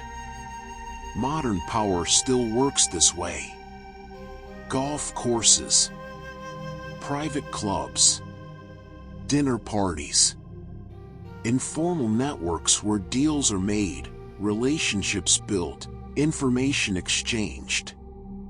We've opened these spaces somewhat. Women now attend business dinners, though still face exclusion from some old boys' networks. But the principle remains: formal power structures are only part of the story. Informal social networks matter enormously. The symposium reminds us that exclusion from social spaces is exclusion from power, that who you drink with influences what you can accomplish, that politics is personal before it's institutional. The invisible foundation. Athenian democracy rested on slavery. This isn't metaphor or exaggeration. It's literal fact. Perhaps a third of Athens' population were slaves. They worked in households, enabling citizen women to remain domestic and citizen men to spend time on politics. They worked in workshops, in mines, in agriculture. They rowed in the navy. They did the labor that kept the economy functioning. Greek slavery wasn't racial. Anyone could become a slave, through war, piracy, debt, or being born to slave parents. Greeks enslaved other Greeks, though they preferred not to advertise it. Most slaves were foreigners, barbarians, people from outside the Greek world. This made it easier to justify. They weren't really people in the same way. They were natural slaves, as Aristotle would argue, lacking the rational capacity for self-governance. Slavery in Athens was less brutal than in some later societies, Roman mines, Caribbean sugar plantations. Household slaves might live relatively well, be treated almost as family members, eventually be freed. But they were still property. Could be bought, sold, beaten, sexually exploited. Had no legal rights. Could be tortured for testimony in court, because only torture could make slaves tell truth, or so Greeks believed. We can't understand Greek achievement without acknowledging this foundation. Democracy, philosophy, art, literature, all built on slavery. This is deeply uncomfortable. We want to admire the Greeks for democracy while condemning them for slavery. But the two were connected. Slavery freed citizen men for political participation. The conquered people. Sparta's economy rested on Helots, enslaved Greeks from neighboring Messenia, conquered centuries earlier. Unlike Athenian slaves scattered throughout society, Helots remained in their homeland, working land their ancestors had owned, under Spartan masters. They outnumbered Spartans dramatically, perhaps 10 to 1. This created permanent terror. Spartans feared Helot revolt constantly, rationally. Their entire military system was designed to control Helots as much as to fight foreign enemies. Every year, Sparta formally declared war on the Helots, making it legal to kill them. Young Spartan men underwent the Krypteia, a secret ritual where they roamed at night, hunting and killing Helots to inspire fear. The Helot system was brutal, more oppressive than Athenian slavery in some ways. Helots were ethnically Greek, culturally similar to their masters, yet permanently enslaved. They had communal identity, lived in villages, could rebel collectively. And occasionally they did. Revolts were crushed mercilessly, survivors sometimes forced to wear dogskin caps as permanent marks of humiliation. The Helots reveal something about Sparta's famous military prowess. Spartans weren't great warriors because of some innate virtue. They were great warriors because they had to be. Surrounded by a hostile enslaved population vastly outnumbering them, Spartans maintained power only through constant military vigilance and brutal repression.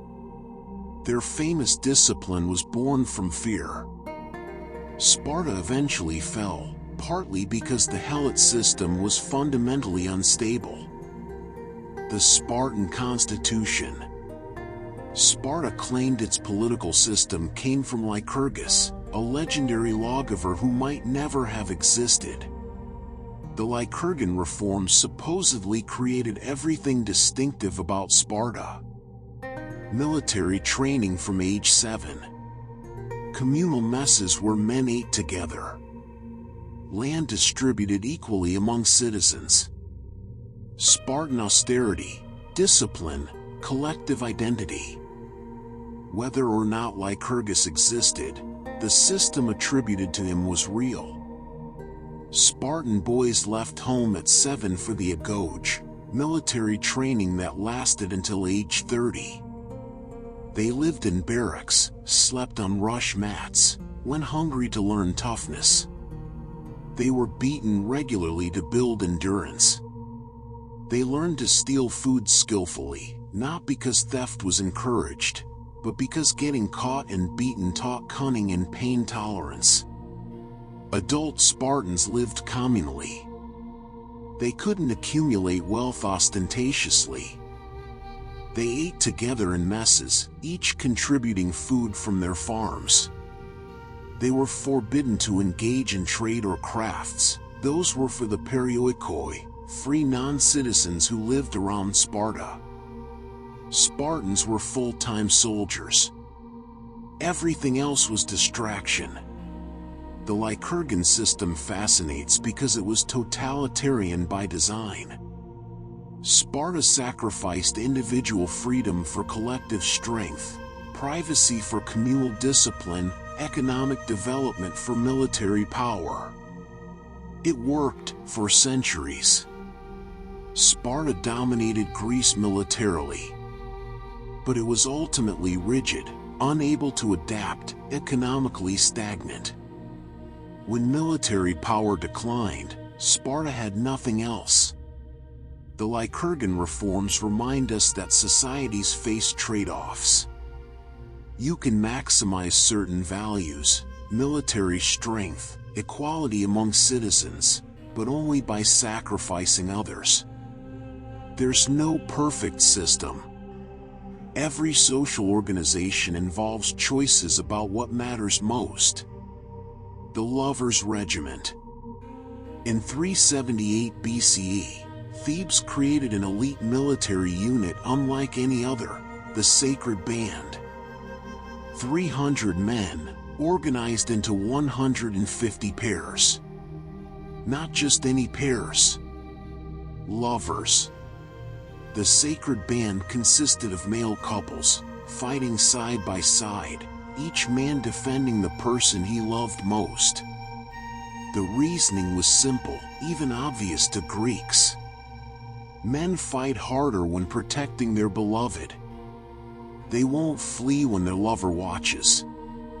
They'll prefer death to showing cowardice before the person whose opinion matters most. The Sacred Band fought with desperate courage, never retreating, never surrendering. For decades, they were virtually undefeated. At the Battle of Chaeronea in 338 BCE, Philip of Macedon crushed the Greek alliance. The Sacred Band fought to the last man. Philip wept when he saw the 300 bodies lying where they'd made their final stand, each pair side by side. He erected a monument, the Lion of Chaeronea, which still stands today. Excavations in 1880 found a mass grave beneath it, 254 skeletons arranged in 7 rows. The Sacred Band reveals Greek attitudes towards same-sex relationships. These weren't shameful or hidden. They were honored, even militarized. The Greeks understood that erotic love could be a source of strength, courage, loyalty. And so we've walked through Greek society in all its complexity and contradiction. Its hierarchies and exclusions. Its profound inequalities alongside its profound achievements. Citizens and slaves. Men and women. Athens and Sparta. The symposia where elite men bonded. The Helot villages living under terror. The Sacred Band fighting and dying together. We've witnessed the structures of Greek society, both its glories and its shadows. Now we turn to something that transcended those structures. Something that escaped the boundaries of city-states and social hierarchies and even time itself. Thinking changes everything. Ideas and knowledge. In the 6th and 5th centuries BCE, Greeks began asking new kinds of questions. Not just what should we do, but how should we think? Not just what is true, but how can we know truth? Philosophy was born. And the world has never been the same. The first scientists. On the coast of Asia Minor, in wealthy Greek cities like Miletus and Ephesus, something extraordinary happened around 600 BCE. People stopped explaining the world through mythology and started seeking natural explanations. This is what we now call the Ionian Enlightenment. Thales of Miletus looked at the world and asked, "What is everything made of?" His answer, water, was wrong. But the question was revolutionary. He wasn't asking which god created water or earth or air. He was asking about fundamental substance, about natural principles. Anaximander, his student, proposed the apeiron, the infinite, the boundless, as the origin of all things. Anaximenes suggested air. Heraclitus taught that everything flows, that change is the only constant, that you cannot step in the same river twice. These thinkers were the first philosophers, though that word didn't exist yet.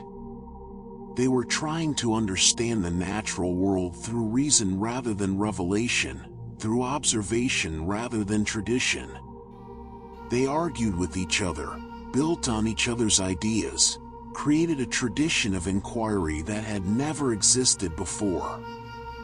The Ionian Enlightenment represents the birth of rational inquiry, the beginning of science. The Greeks didn't have laboratories or sophisticated instruments. But they had something equally important, the willingness to question received wisdom, to propose natural rather than supernatural explanations, to think critically about the world. Every scientific discovery since, from heliocentrism to evolution to quantum mechanics, rests on this foundation. The question why, directed at nature rather than at gods. The gadfly of Athens. Imagine him in the agora. Barefoot, deliberately shabby, approaching the wealthy and famous. "Excuse me," he might say, "I hear you're an expert on justice. Could you help me? I'm confused. What exactly is justice?" The expert would explain. And Socrates would ask questions. Gentle, probing questions that revealed contradictions, exposed assumptions, unraveled certainty. Socrates never wrote anything. Everything we know about him comes from his students, especially Plato. But his method, the Socratic method, survived. Ask questions. Define terms precisely. Examine assumptions. Follow arguments wherever they lead, even to uncomfortable conclusions. Don't accept answers simply because they're traditional or because important people say them. Socrates focused on ethics. How should we live? What is virtue? What is justice? Courage? Piety? He claimed to know nothing, to be wiser than others only because he recognized his own ignorance. This made him beloved by young people and hated by those whose certainty he undermined. In 399 BCE, Athens put him on trial for corrupting youth and impiety. He was convicted. Offered exile, he refused and drank hemlock. His last words, according to Plato, "Crito, we owe a cock to Asclepius. Pay the debt and don't forget." Socrates gave us critical thinking. The idea that questioning authority isn't disrespectful but necessary. That we should examine our beliefs, test our assumptions, follow arguments based on logic rather than tradition. Every classroom where students learn to question rather than memorize, every courtroom where arguments are examined critically, every scientific peer review process, all of these echo Socratic method. But Socrates also reminds us that critical thinking can be dangerous. Societies don't always welcome those who question too deeply, who make people uncomfortable, who refuse to accept comfortable lies. The hemlock awaits gadflies in every age. The world of forms. Plato was Socrates' most devoted student. His teacher's execution shaped everything he wrote. How could Athens, democratic, cultured, sophisticated Athens, kill the wisest man in Greece? Plato's answer, democracy was flawed. The mob couldn't recognize wisdom. Society needed philosopher kings, rulers trained in truth and justice.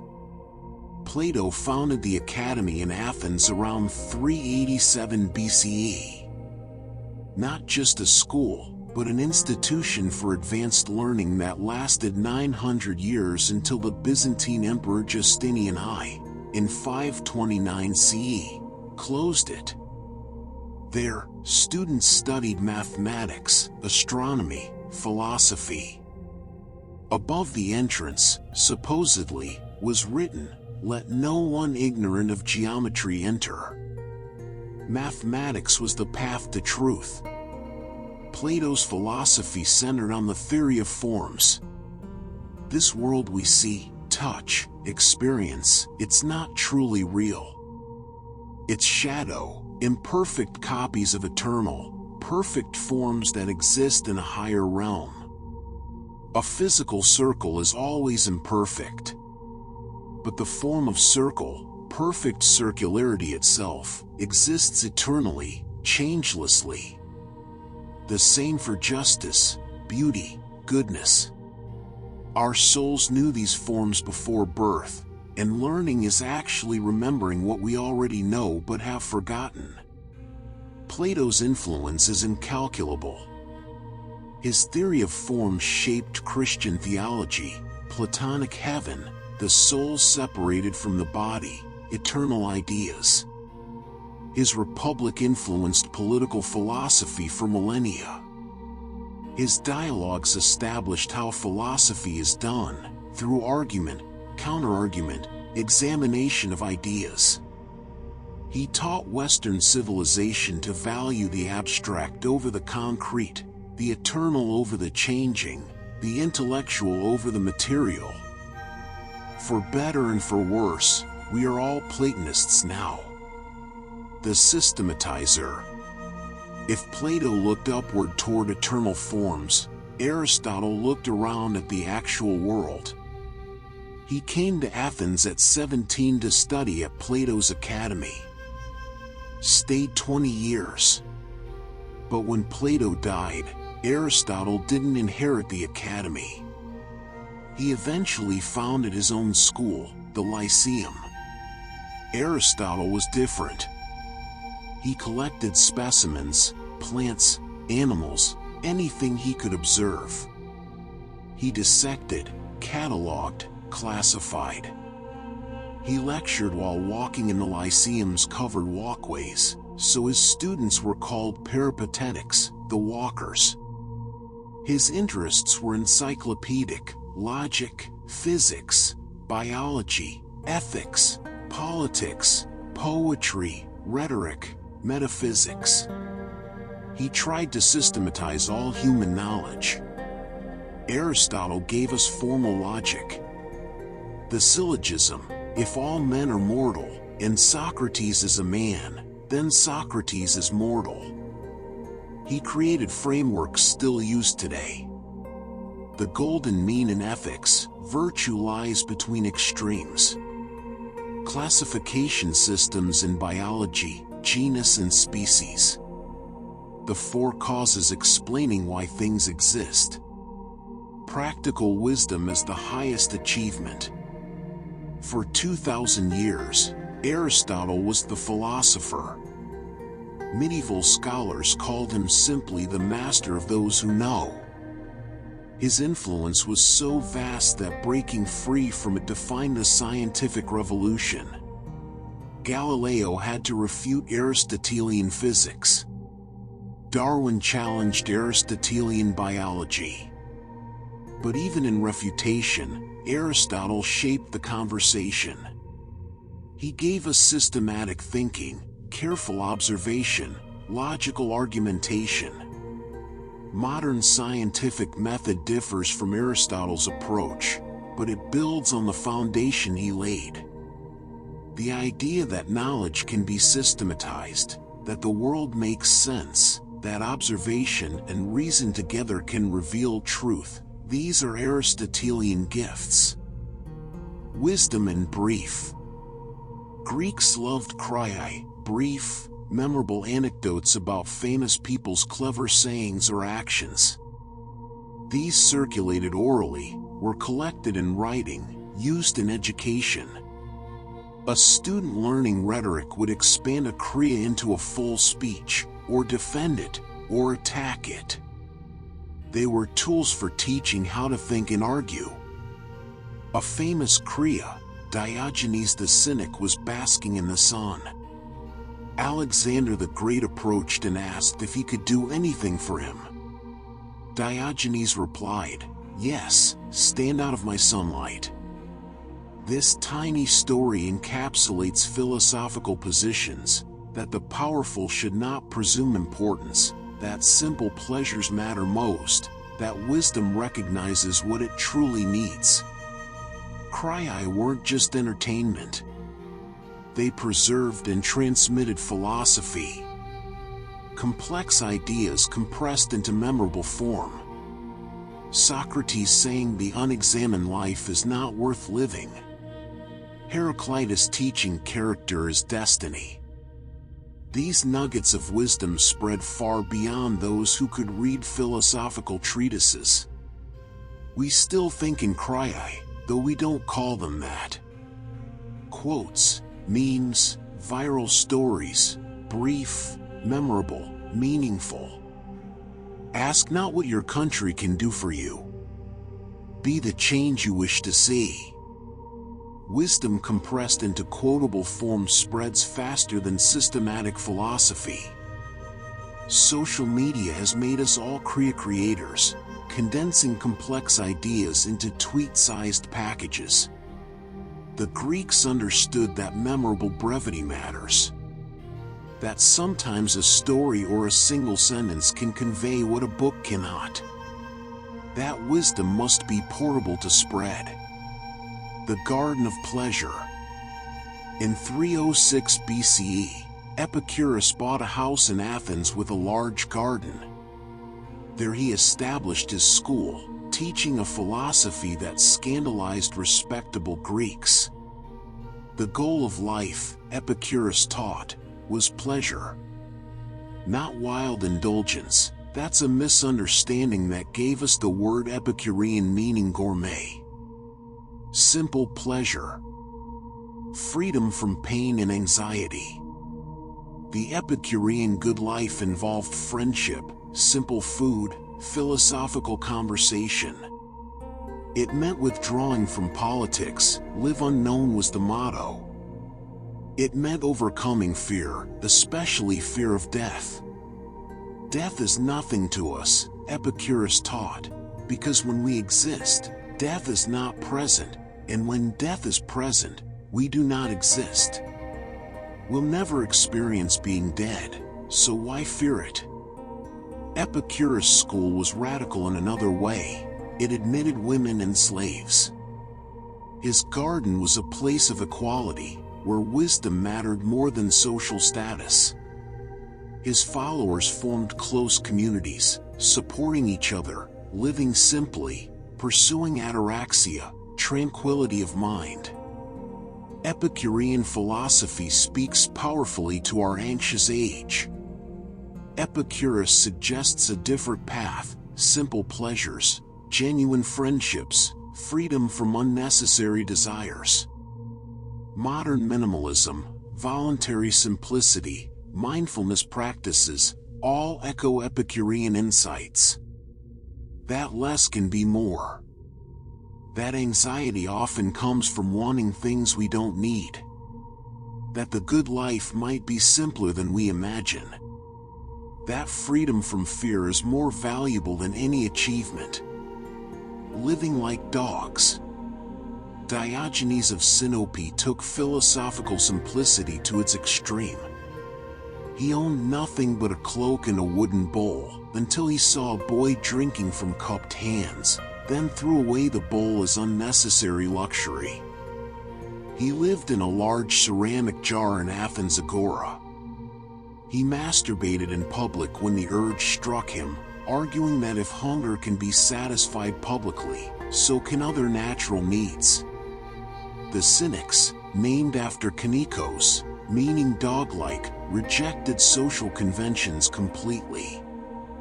Wealth, status, reputation, modesty, propriety, all meaningless. They lived in deliberate poverty, shameless, mocking those attached to conventional values. When Plato defined humans as featherless bipeds, Diogenes plucked a chicken and brought it to the academy. Behold, Plato's human. The Cynics taught that virtue means living according to nature, freed from artificial social constraints. Happiness comes from self-sufficiency, from needing nothing. They were performance philosophers, using shock and humor to force people to examine their assumptions about what matters.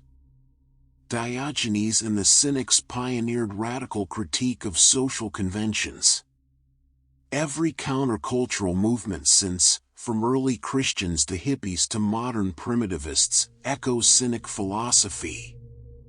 The idea that society corrupts, that simplicity liberates, that social status is meaningless, that shocking propriety can reveal truth.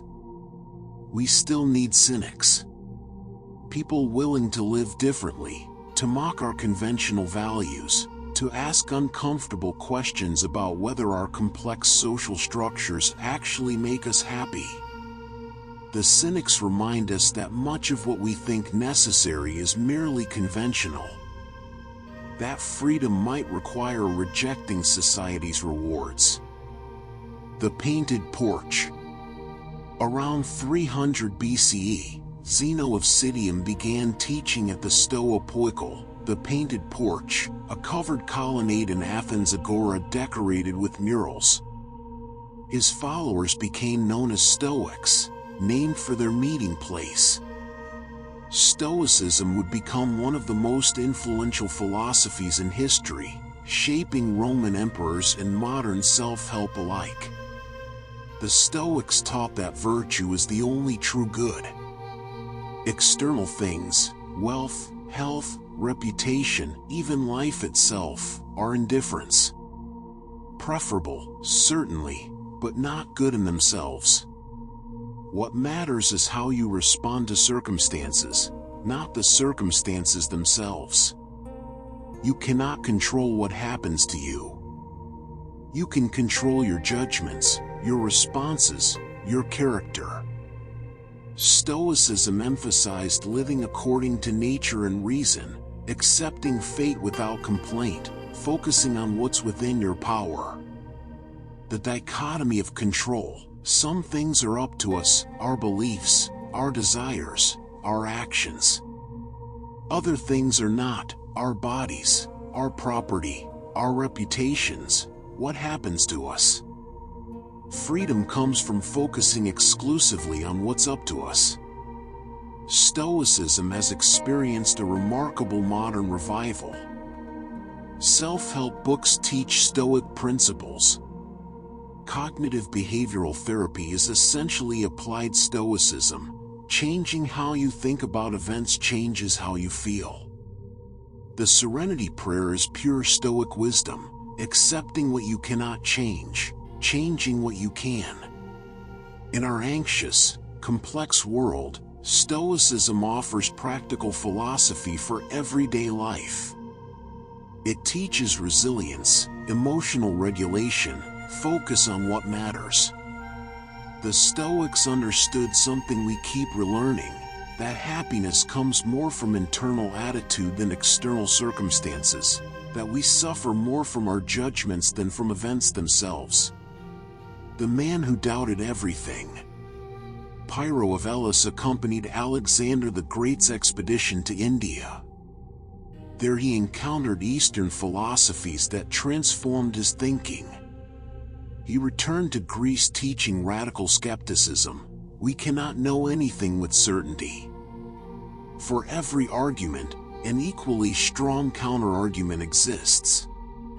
The wise person suspends judgment about everything. This wasn't mere intellectual game. Pyrrho claimed that suspending judgment, epike, led to tranquility. If you don't believe anything strongly, you can't be disturbed by being wrong. You can't be anxious about defending positions.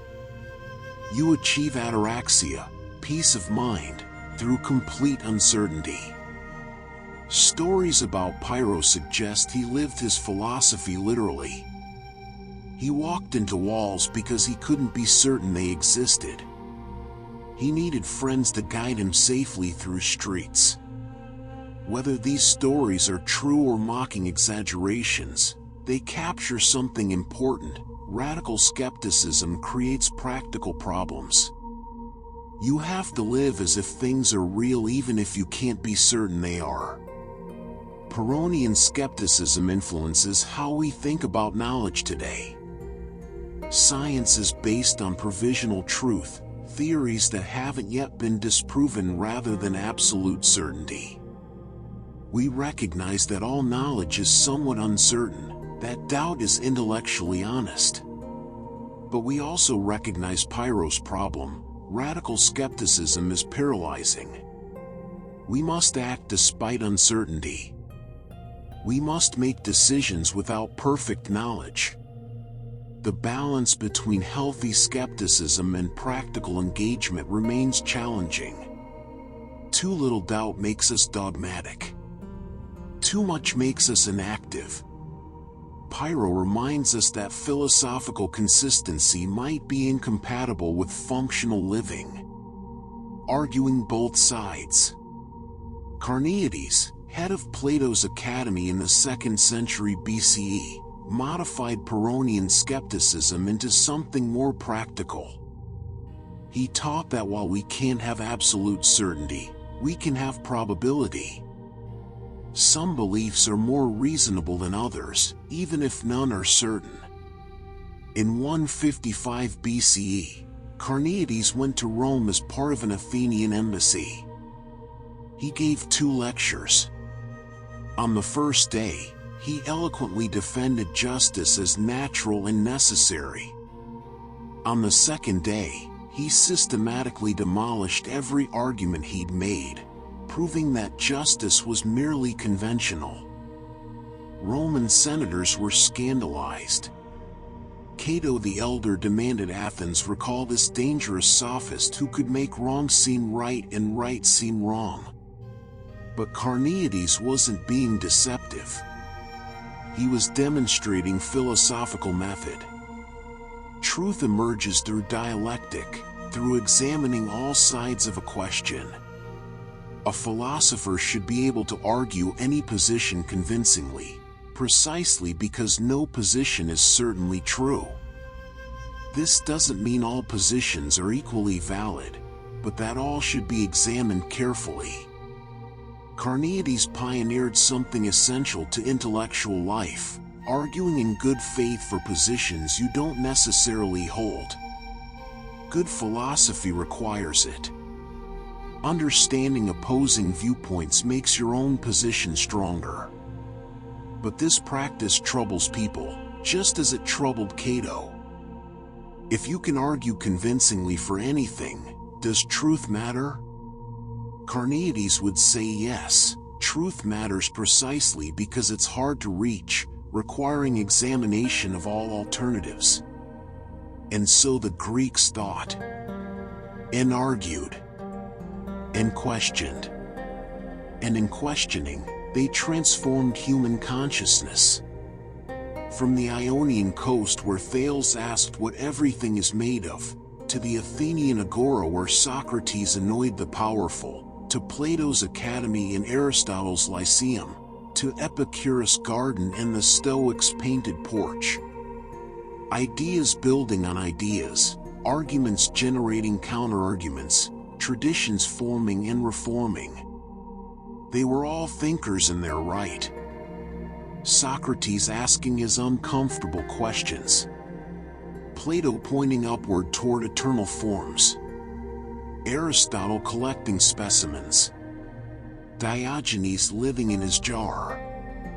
The Stoics teaching tranquility through acceptance. All of them seeking truth, wisdom, the good life. We've walked through worlds of abstract thought, of logic and ethics and metaphysics. Now we return to something more immediate, more sensory, more joyful. Art, drama, and beauty. Culture as entertainment and identity. The Greeks didn't just think. They sang. They danced. They painted and sculpted and built. They gathered in stone theaters to watch tragic heroes fall and comic fools stumble. They created beauty deliberately, systematically, as if it were as necessary as bread. And perhaps it was. The theater of Dionysus. Imagine sitting on stone benches carved into the hillside of the Acropolis. 15,000 people surrounding you. The sun warm on your shoulders. Below, in the orchestra, the circular dancing floor, actors in elaborate masks and costumes. This is the theater of Dionysus. And what's about to unfold will shake you. Greek theater was religious ritual. Plays were performed during festivals honoring Dionysus, god of wine, ecstasy, and transformation. Tragedy came first, Tragedia, the goat song. Aeschylus, Sophocles, Euripides wrote about gods and heroes, about terrible choices and devastating consequences. Oedipus discovering he killed his father and married his mother. Medea murdering her children to punish her unfaithful husband. Agamemnon murdered in his bath by his wife. These weren't just entertainment.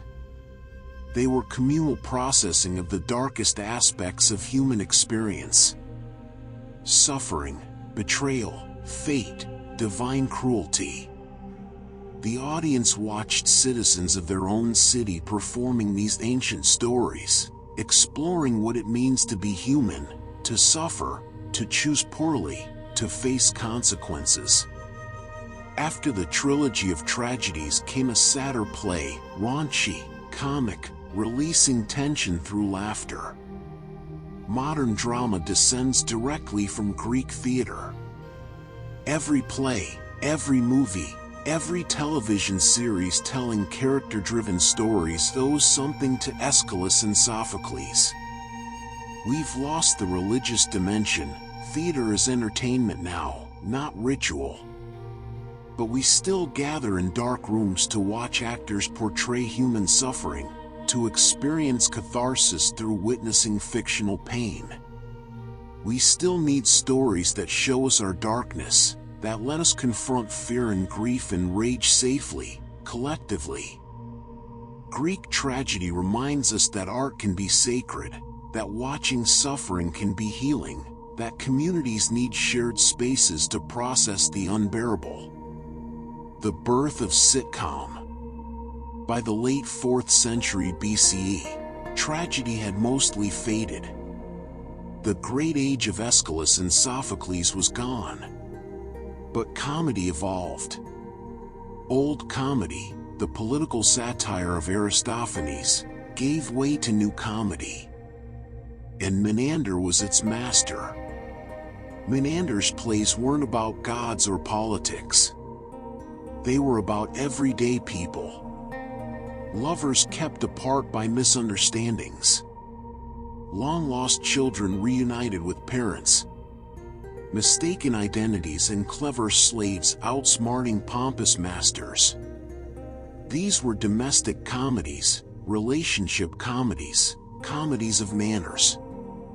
They had stock characters, the clever slave, the braggart soldier, the stern father, the young lovers, the courtesan with a heart of gold. Only one complete Menander play survives, The Grouch, discovered in Egypt in 1957. But Roman playwrights adapted his works extensively. Through them, Menander's influence spread through European theater. Shakespeare read Plautus, who adapted Menander. Every romantic comedy since owes something to Menander's plots. Menander invented the situation comedy. The misunderstanding that will be resolved.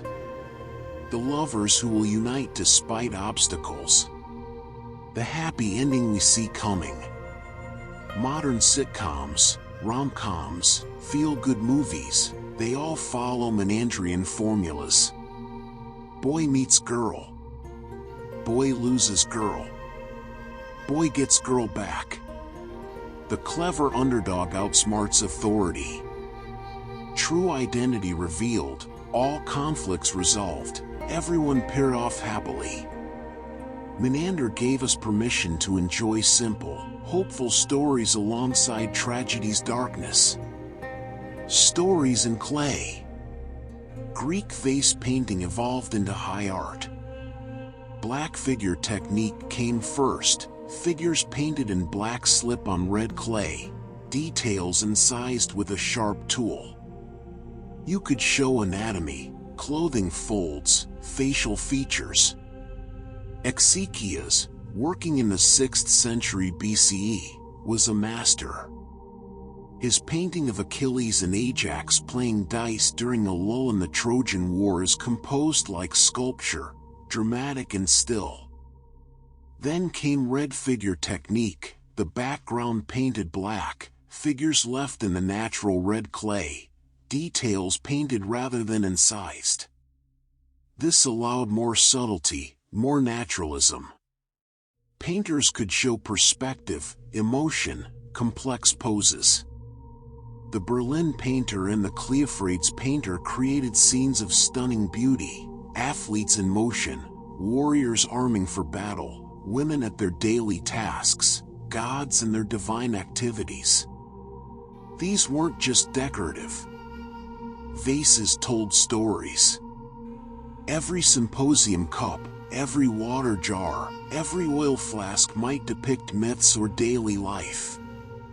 Looking at Greek vases, you enter their visual culture. You see what they saw, what they valued, how they imagined their gods and heroes. These vases were books without words, teaching mythology to the illiterate, preserving stories across generations. Greek vase painting reminds us that art belongs on functional objects, not just in museums. Aesthetics matter in daily life. That the objects we use should please us. That storytelling happens through images as much as words. The boundary between fine art and craft, between museum piece and household object, is modern. The Greeks would have found it strange. Beauty, for them, belonged everywhere. Fragments of desire. On the island of Lesbos, around 600 BCE, a woman named Sappho wrote poetry unlike anything else in Greek literature. Personal, intimate, emotional. She wrote about desire, for women, primarily, though also for men. About beauty. About love's physical effects, the racing heart, the trembling, the inability to speak when the beloved is near. Her poems were melic, meant to be sung, accompanied by the lyre. Most are lost.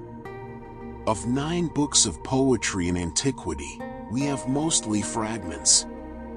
Scraps of papyrus recovered from Egyptian rubbish heaps. Quotations in other ancient writers. But even in fragments, Sappho's voice is extraordinary. Direct. Sensual. Vulnerable. He seems to me equal to gods, that man, whoever he is, who sits facing you and hears you near as you speak softly and laugh in a sweet echo that jolts the heart in my ribs. Ancient critics ranked Sappho with Homer, called her the 10th muse. Yet medieval Christians, scandalized by her homoeroticism, destroyed most of her work. What survives, survives by accident. Papyrus strips used to wrap Egyptian mummies. Quotations preserved because ancient grammarians needed examples of Ialic dialect. Sappho gave us the word lesbian, from Lesbos, her island. But more importantly, she gave us intimate lyric poetry. Personal voice expressing private emotion. Before Sappho, Greek poetry was epic, public, about heroes and gods. She wrote about herself, her feelings, her desire. She proved that private emotion could be art, that the personal could be universal, that women's interior lives mattered enough to preserve in poetry, that most of her work is lost as tragedy. What survives is miracle. Songs of wine and love. If Sappho wrote with intense seriousness about desire, Anacreon wrote with playful lightness. His poems celebrated wine, love, youth, pleasure. Nothing too heavy. Nothing too serious. Just the joy of being alive, being young, being drunk, being in love or lust. Anacreon moved among tyrants and kings, entertaining at courts with his songs. He wrote about beautiful boys and beautiful women. About Dionysus, god of wine. About old age approaching, about gray hair and lost youth. His tone was always light, but underneath the lightness was something more serious, the knowledge that youth doesn't last, that beauty fades, that we should enjoy what we have while we have it. Like Sappho, most of Anacreon's poetry is lost. What survives suggests a poet who understood pleasure not as escape from life but as life's purpose, who saw no contradiction between loving beauty and recognizing its transience, who could be simultaneously hedonistic and melancholic. Anacreon represents a strand of Greek culture we sometimes forget. Not the high seriousness of tragedy, not the intellectual rigor of philosophy. Just enjoyment. Celebration. The symposium culture of wine and song. Every drinking song, every party anthem, every poem about seizing the day descends from Anacreontic tradition. Carpe diem, seize the day, is Anacreontic wisdom. Inventing the pastoral. In the 3rd century BCE, as Greece came under Macedonian and then Roman control, a poet in Alexandria named Theocritus invented a new genre. The pastoral. Short poems, idylls, about shepherds in the countryside, singing songs, competing in poetry contests, falling in love with nymphs or with each other. These weren't realistic portrayals of rural life. They were sophisticated urban poetry imagining an idealized countryside. Shepherds who spoke in refined verse. A golden world of leisure and beauty, where the hardships of actual farming disappeared. It was fantasy, escapism, nostalgia for a simpler life that never quite existed. Yet Theocritus' pastorals were enormously influential. Virgil adapted them for Rome.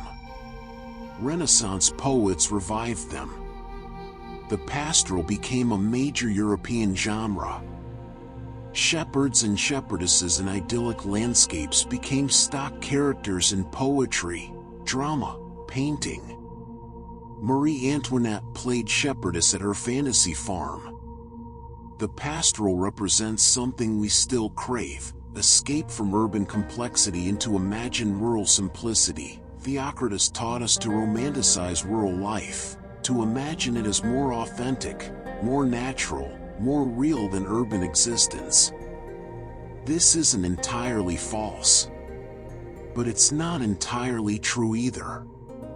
It's a specific kind of fantasy, created by urbanites longing for something they've never actually experienced. The pastoral persists because the longing persists. The last epic. By the 3rd century BCE, epic poetry seemed finished. Homer had done it perfectly. What more could be said? But Apollonius of Rhodes attempted something bold, a new epic about old heroes. The Argonautica tells the story of Jason and the Argonauts seeking the Golden Fleece, but in a new style, Hellenistic, learned, psychologically sophisticated. Apollonius' epic is different from Homer's. More introspective. More romantic. The hero Jason is weaker, more flawed, more human than Achilles or Odysseus. And the real focus is Medea, the foreign princess who falls in love with Jason, betrays her father for him, uses magic to help him win the Golden Fleece. Apollonius gives us Medea's interior life, her conflicting emotions, her agonized choice between family and desire. The poem was controversial in its time. Some considered it too learned, too artificial. But it influenced Roman epic enormously. Virgil learned from Apollonius. Through Rome, the Argonautica shaped how Western literature tells adventure stories, love stories, stories about the price of desire. The Argonautica represents something important about literary evolution. Genres don't die, they transform. Epic couldn't continue in Homer's mode forever. Apollonius showed how to revive it by making it more psychological, more focused on emotion and interiority. Apollonius helped create space for flawed, complicated protagonists in heroic narratives. Perfect proportions. The Parthenon sits on the Acropolis like a crown. Built between 447 and 432 BCE, it was the culmination of Greek architectural achievement. Temple to Athena, treasury for the Delian League, symbol of Athenian power and culture. And it's not quite what it seems. Nothing about the Parthenon is perfectly straight. The columns lean slightly inward. The floor curves subtly upward at the center. The columns bulge slightly, entasis, making them appear straight to the eye. These refinements, these tiny deviations from pure geometry, make the building look perfect. Straight lines would appear to sag or bend. The architects understood human perception, compensated for optical illusion. The Parthenon sculptures were revolutionary. The pediments showed gods in action, Athena's birth, her contest with Poseidon. The metapiece depicted battles, gods versus giants, Greeks versus Amazons. The frieze showed the Panathenaic procession. All carved in marble, originally painted in bright colors, with details in bronze. These weren't stiff archaic figures. They moved. They had weight. They were anatomically perfect. The Parthenon established Western architectural ideals. Balance. Proportion. Mathematical harmony expressed in stone. Every neoclassical building since the U.S. Supreme Court, the British Museum, thousands of banks and government buildings, quotes the Parthenon. We still associate columns and pediments with authority, permanence, democratic ideals. Greek architecture became the visual language of Western power. This is both legacy and appropriation. The Greeks created these forms. Later empires, Roman, British, American, adopted them to claim Greek legitimacy. The Parthenon reminds us that architecture is always political, that building styles make arguments about power and culture. Baroque before Baroque. In Pergamum, a wealthy Hellenistic kingdom in Asia Minor, sculptors developed a new style. More dramatic than classical Greek sculpture. More emotional. More violent. The Great Altar of Pergamum, built around 180 BCE, was covered with a frieze showing gods battling giants. Not the calm, balanced classicism of the Parthenon, but writhing bodies, anguished faces, gods and giants locked in desperate combat. The Dying Gaul, a Pergamene sculpture, shows a wounded Celtic warrior collapsed on a shield, dying. His face shows pain and resignation. His body is anatomically perfect, but the emotion is raw. He's not idealized. He's suffering. Pergamene sculptors weren't afraid of ugliness, pain, age, death. This Hellenistic Baroque style influenced Roman sculpture and, centuries later, inspired the actual Baroque movement of the 17th century. The drama, the movement, the emotional intensity, these became tools in Western art's vocabulary. Pergamene sculpture shows that Greek art wasn't monolithic. Not all calm and classical.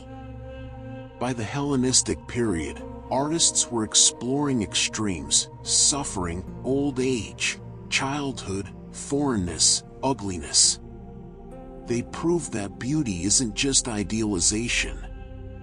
That art can show the full range of human experience.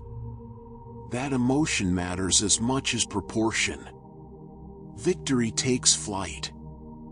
In 1863, on the Greek island of Samothrace, archaeologists discovered fragments of a marble statue. A woman with wings, striding forward. Her clothing blown back by wind. Her wings spread. Her body turning, full of motion. When reconstructed, she stood at the prow of a marble ship, as if she'd just landed.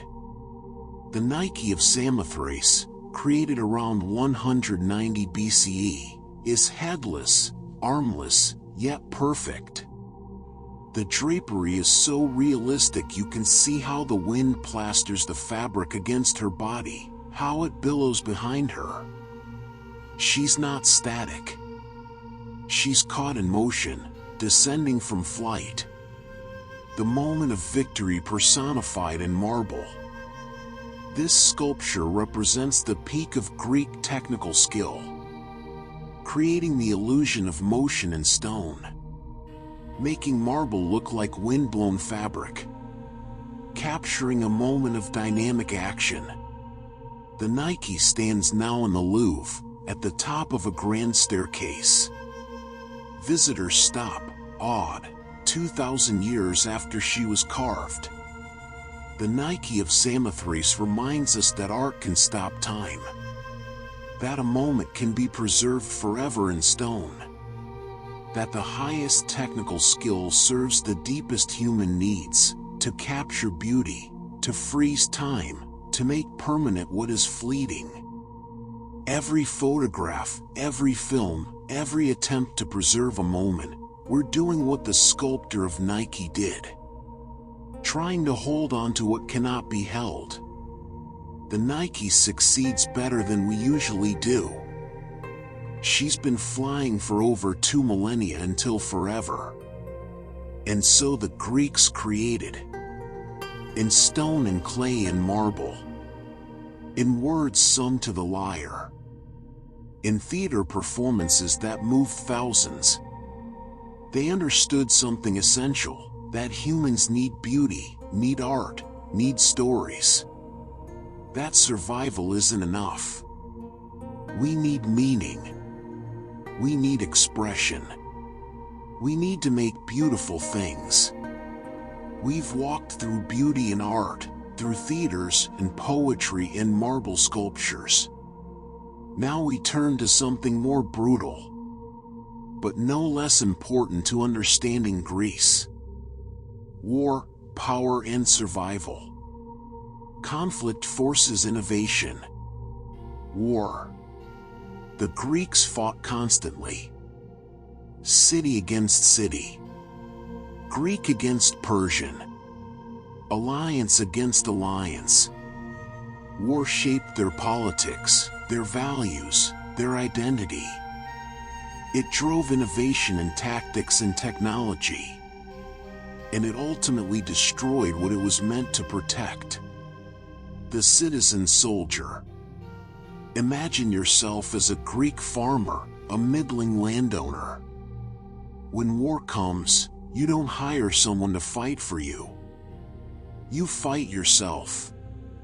You own your equipment: bronze helmet, breastplate, greaves for your shins, a large round shield, the hoplon, that gives you your name, hoplite, and a spear, 8 feet long, for thrusting not throwing. You march to the battlefield with your neighbors. You've trained together at the gymnasium. You form up in lines, the phalanx. 8 men deep, sometimes more. Your shield protects your left side and your neighbor's right side. His shield protects your right side and his neighbor's left. You're locked together, dependent on each other. If one man runs, the line breaks. Everyone suffers. Hoplite battle was brutal, intimate, and relatively quick. The 2 phalanxes rushed at each other. Shields crashed. Spears thrust. Men pushed, shoved, stabbed. The side that broke first fled. The victors pursued briefly, then stopped. Battles were settled in minutes or hours, not days. Then everyone went home. War was citizen duty, not professional career. Hoplite warfare shaped Greek democracy. When citizens own their weapons and fight their own battles, they demand political rights. You can't tell a man he's unworthy to vote when he's risked his life for the city. The link between bearing arms and political voice. The hoplite established this principle: those who fight for the state deserve a voice in the state. It's not always applied consistently, but it's a powerful idea, born in the Greek phalanx. The perfect formation. The phalanx wasn't invented all at once. It evolved over centuries from looser formations into the classical Greek wall of shields and spears. By the 5th century BCE, it had become refined, almost perfect for its purpose. Each hoplite stood shoulder to shoulder with his comrades. Shields overlapping. Spears projecting forward in multiple ranks. The phalanx's strength was its cohesion. Individual prowess mattered less than collective discipline. You didn't need to be the best warrior. You needed to hold your position, keep formation, trust your neighbors. This required training, yes, but also social bonds. You fought alongside men you knew, men from your neighborhood, your tribe. The phalanx was military organization and social organization combined. But the phalanx had weaknesses. It was slow, inflexible. It needed flat ground. The flanks were vulnerable. The last man in each line had his right side exposed. Smart generals learned to attack the flanks, to use cavalry or light troops to harass the formation, to lure it onto rough terrain where it lost cohesion. The phalanx teaches us about trade-offs in military organization. You can maximize strength in one dimension, frontal force, defensive power, but you sacrifice others. Mobility. Flexibility. The ability to adapt to changing circumstances. The phalanx was perfectly optimized for head-on battles on flat ground between equally equipped opponents. But war rarely stays within optimal parameters. The side that can adapt, that can fight effectively outside ideal conditions, often wins. The wooden walls. Athens' true power wasn't on land but at sea. The trireme was the warship that made Athens great. 120 feet long. Narrow, fast, maneuverable. Powered by 170 oarsmen sitting in 3 tiers. That's where trireme comes from, 3 rows of oars. At the bow, a bronze ram for smashing into enemy ships. Trireme warfare was completely different from hoplite warfare. It required coordination, timing, skill. You didn't ram head-on, that could sink both ships. You attacked from the side, smashing oars and puncturing the hull. Or you performed the déplacé, rowing through gaps in the enemy formation, then turning to ram from behind. This required precise rowing, split-second timing, years of practice. Athens maintained 300 triremes at its height. Each required a wealthy citizen, a trierarch, to fund it for a year. This was liturgy, public service through private wealth. But the oarsmen were citizens too, mostly poor men who couldn't afford hoplite equipment. Naval power gave poor citizens military importance, which translated to political power. Democracy and naval empire reinforced each other. The trireme reminds us that military technology shapes politics. When warfare required expensive equipment, horses, armor, power concentrated among the wealthy.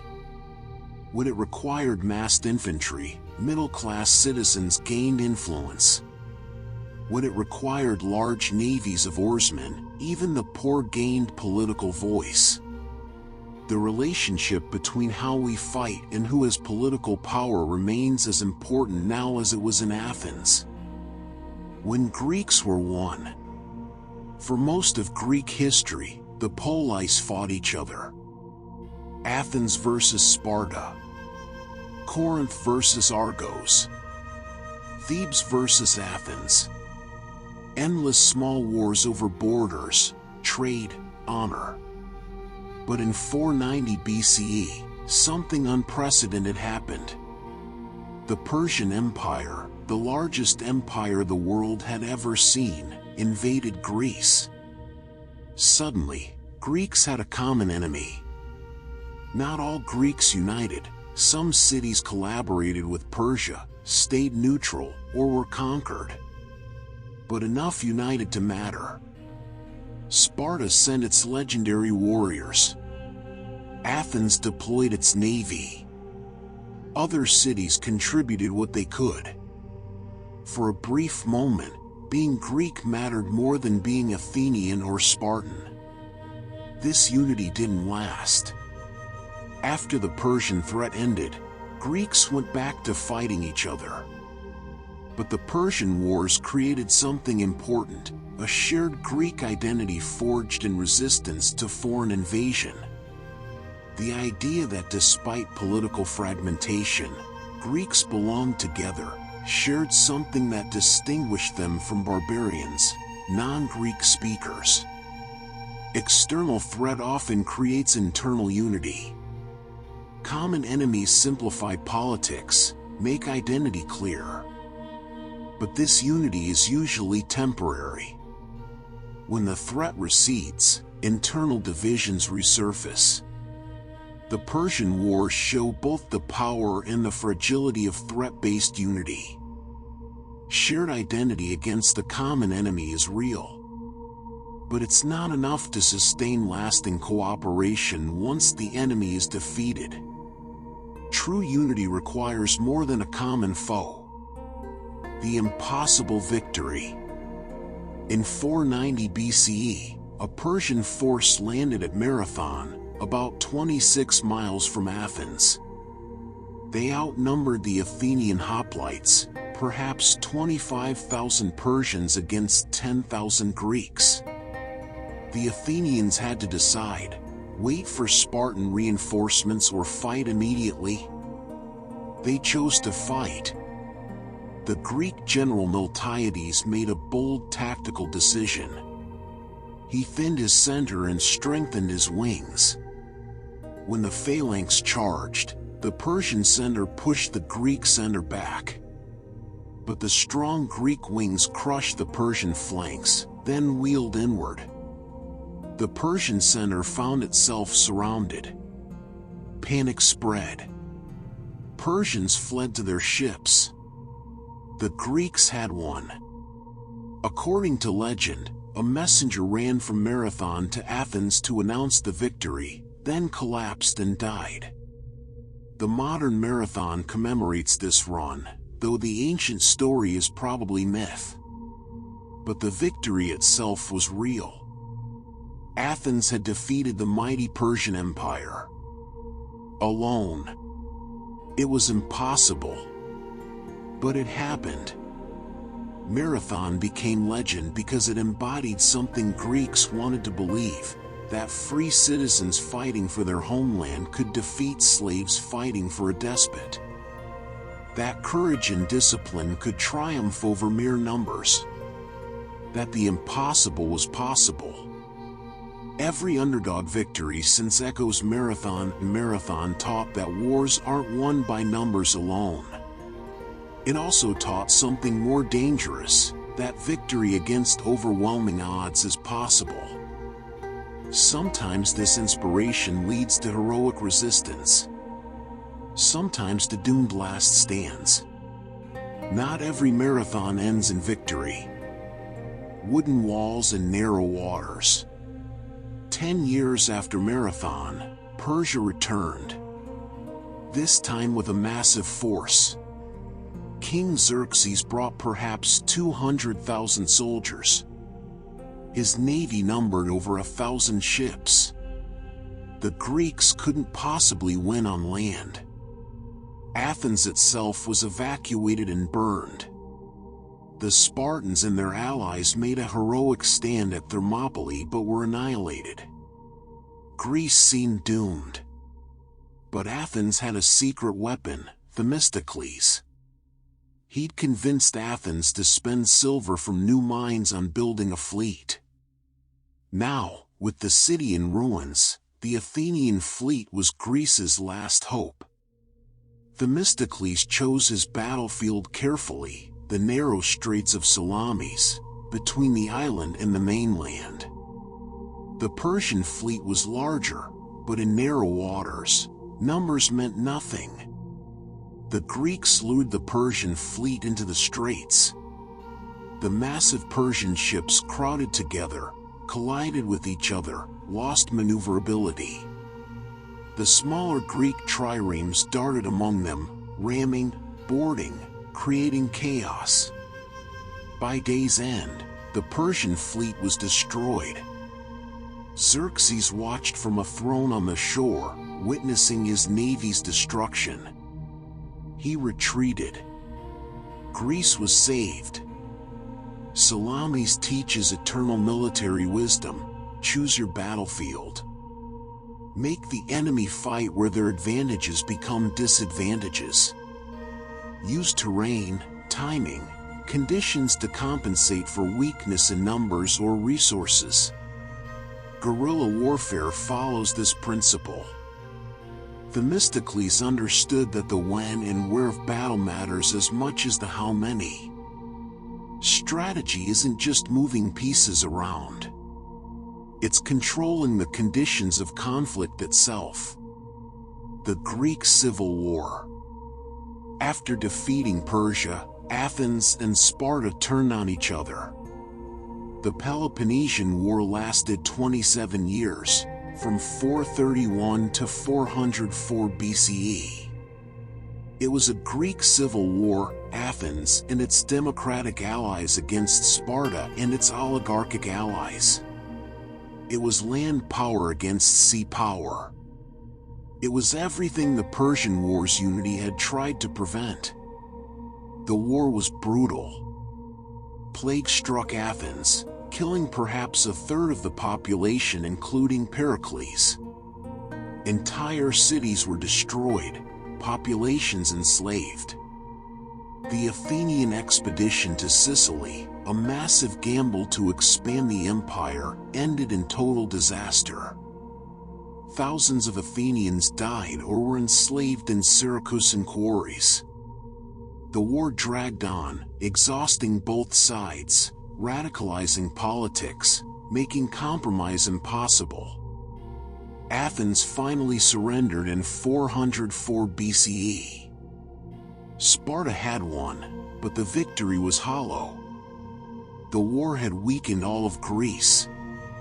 The old balance of power was gone. Within a generation, Macedon would conquer the exhausted Greek cities. The Peloponnesian War destroyed the world it was fought over. The Peloponnesian War is a case study in how war can destroy what victory was meant to preserve. Both sides fought for supremacy, but supremacy over ashes isn't worth having. Civil wars especially follow this pattern, both sides fighting for control of a society they're simultaneously destroying. The sides inflict such damage that winning becomes meaningless.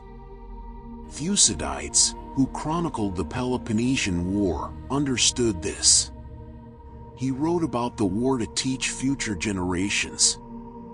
His lesson: understand why wars start. Understand how they escalate. Because once they begin, they develop their own logic, their own momentum.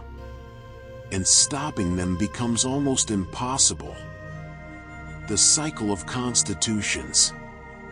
Polybius was a Greek historian who lived through Rome's conquest of Greece in the 2nd century BCE. He tried to understand why Rome succeeded where Greece failed. Why did Rome conquer the Mediterranean while Greek cities remained fragmented? His answer became one of the most influential theories in political science. Polybius described a cycle of constitutions. Monarchy degenerates into tyranny. Revolution creates aristocracy.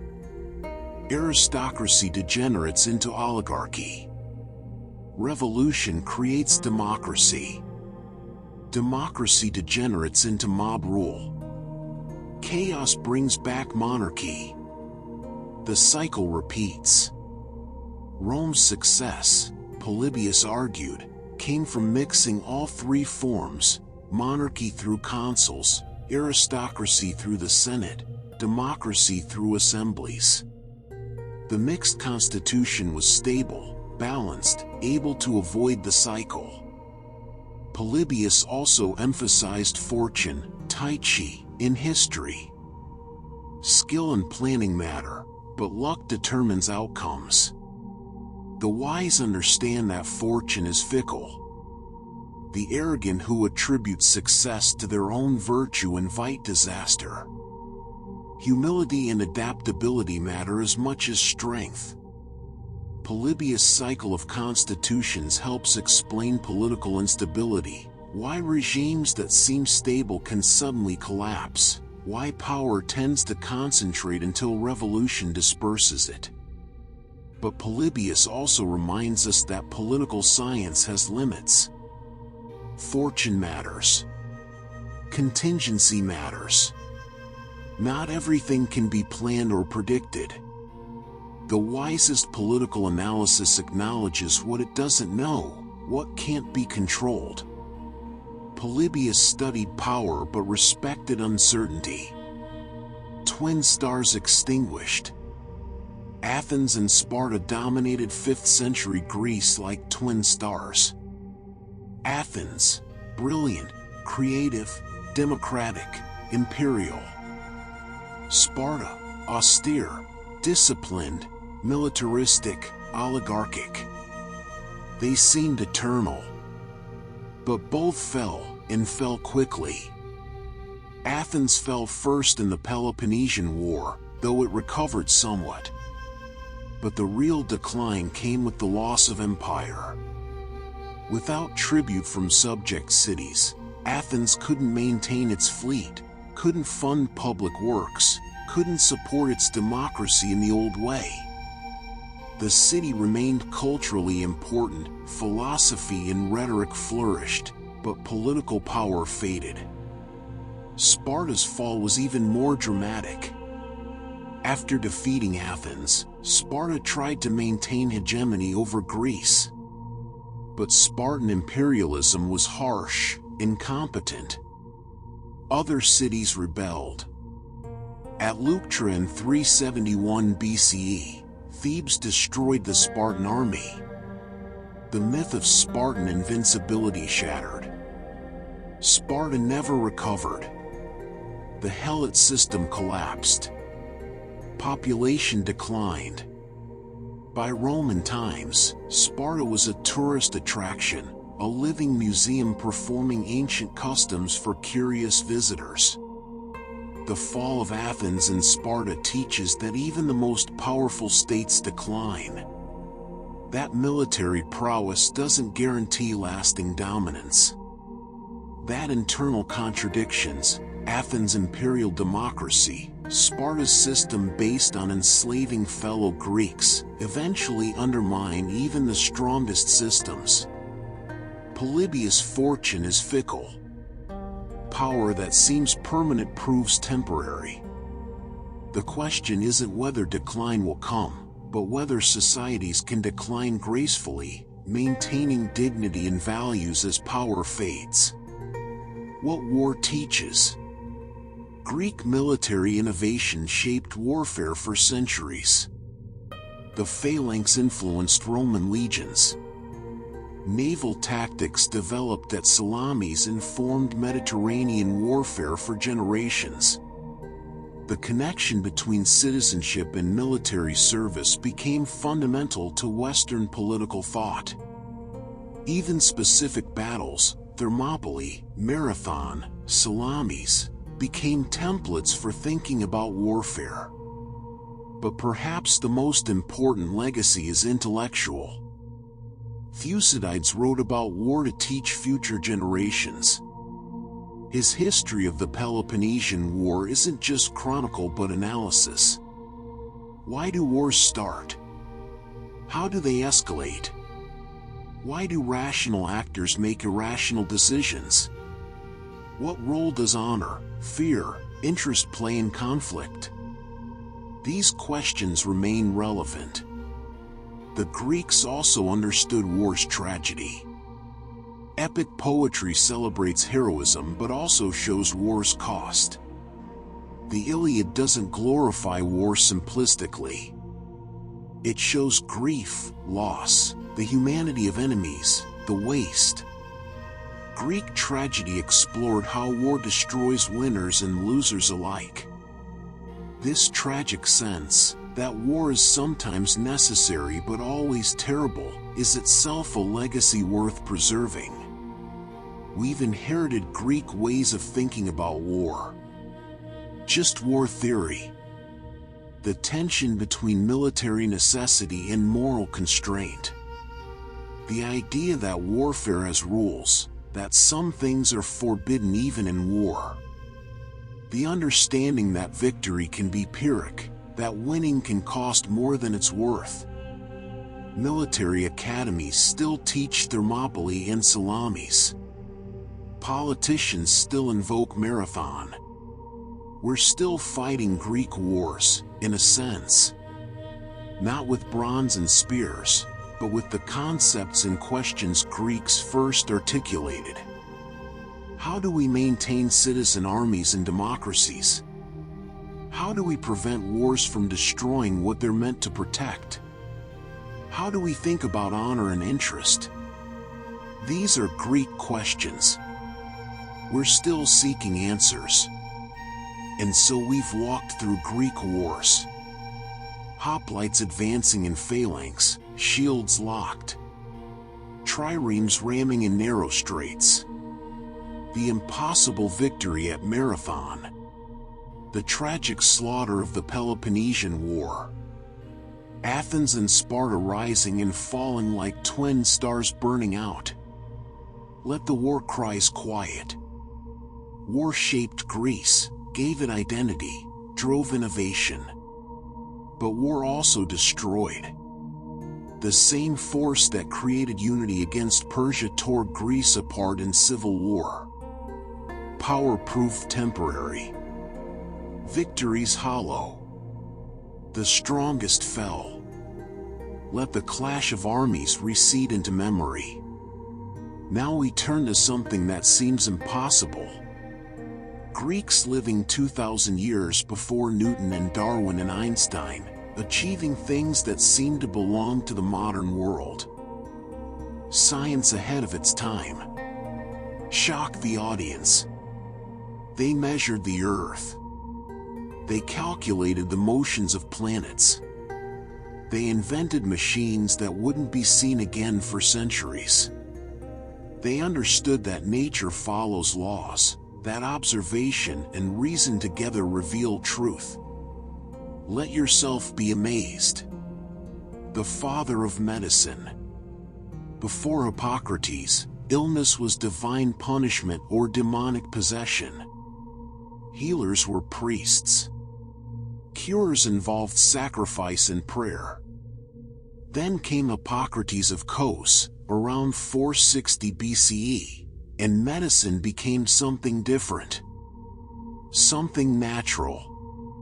Something that could be studied, understood, taught. Hippocrates taught that diseases have natural causes. Not angry gods. Not evil spirits. Natural causes. An imbalance of humors, blood, phlegm, yellow bile, black bile. Too much or too little of any humor caused illness. The theory was wrong, but the approach was revolutionary. Observe symptoms carefully. Record what works and what doesn't. Learn from experience. Build a body of medical knowledge based on evidence. The Hippocratic Oath, still taken by doctors today, established medical ethics. First, do no harm. Keep patients' secrets. Never deliberately cause death. Teach medicine freely to the next generation. Medicine isn't just technical skill. It's moral practice. The doctor has duties to patients that transcend profit or convenience. Modern medicine rests on Hippocratic foundations. The idea that diseases have natural causes, discoverable through observation. The importance of careful case histories. The physician's ethical obligations. Medical schools still invoke Hippocrates. We've discarded the humoral theory, yes. But we've kept the method: observe, record, test, learn. The Hippocratic Revolution was separating medicine from magic, making healing a science rather than a ritual. This seems obvious now. It wasn't obvious then. Someone had to think it first. Hippocrates gave us permission to look for natural explanations rather than supernatural ones. That permission transformed not just medicine but all of science. The medical library. The Hippocratic corpus is a collection of about 60 medical texts attributed to Hippocrates and his followers. Not all written by Hippocrates himself, probably only a few were. But all reflecting his approach. Detailed case studies. Descriptions of diseases. Surgical procedures. Dietary recommendations. Prognosis techniques. What's remarkable about these texts is their honesty. They don't just record successes. They record failures. The patient died on the third day. This treatment had no effect. I was unable to help. This brutal honesty is scientific. You can't learn from experience if you only remember what worked, forget what failed. Medical knowledge advances through acknowledging failure as much as celebrating success.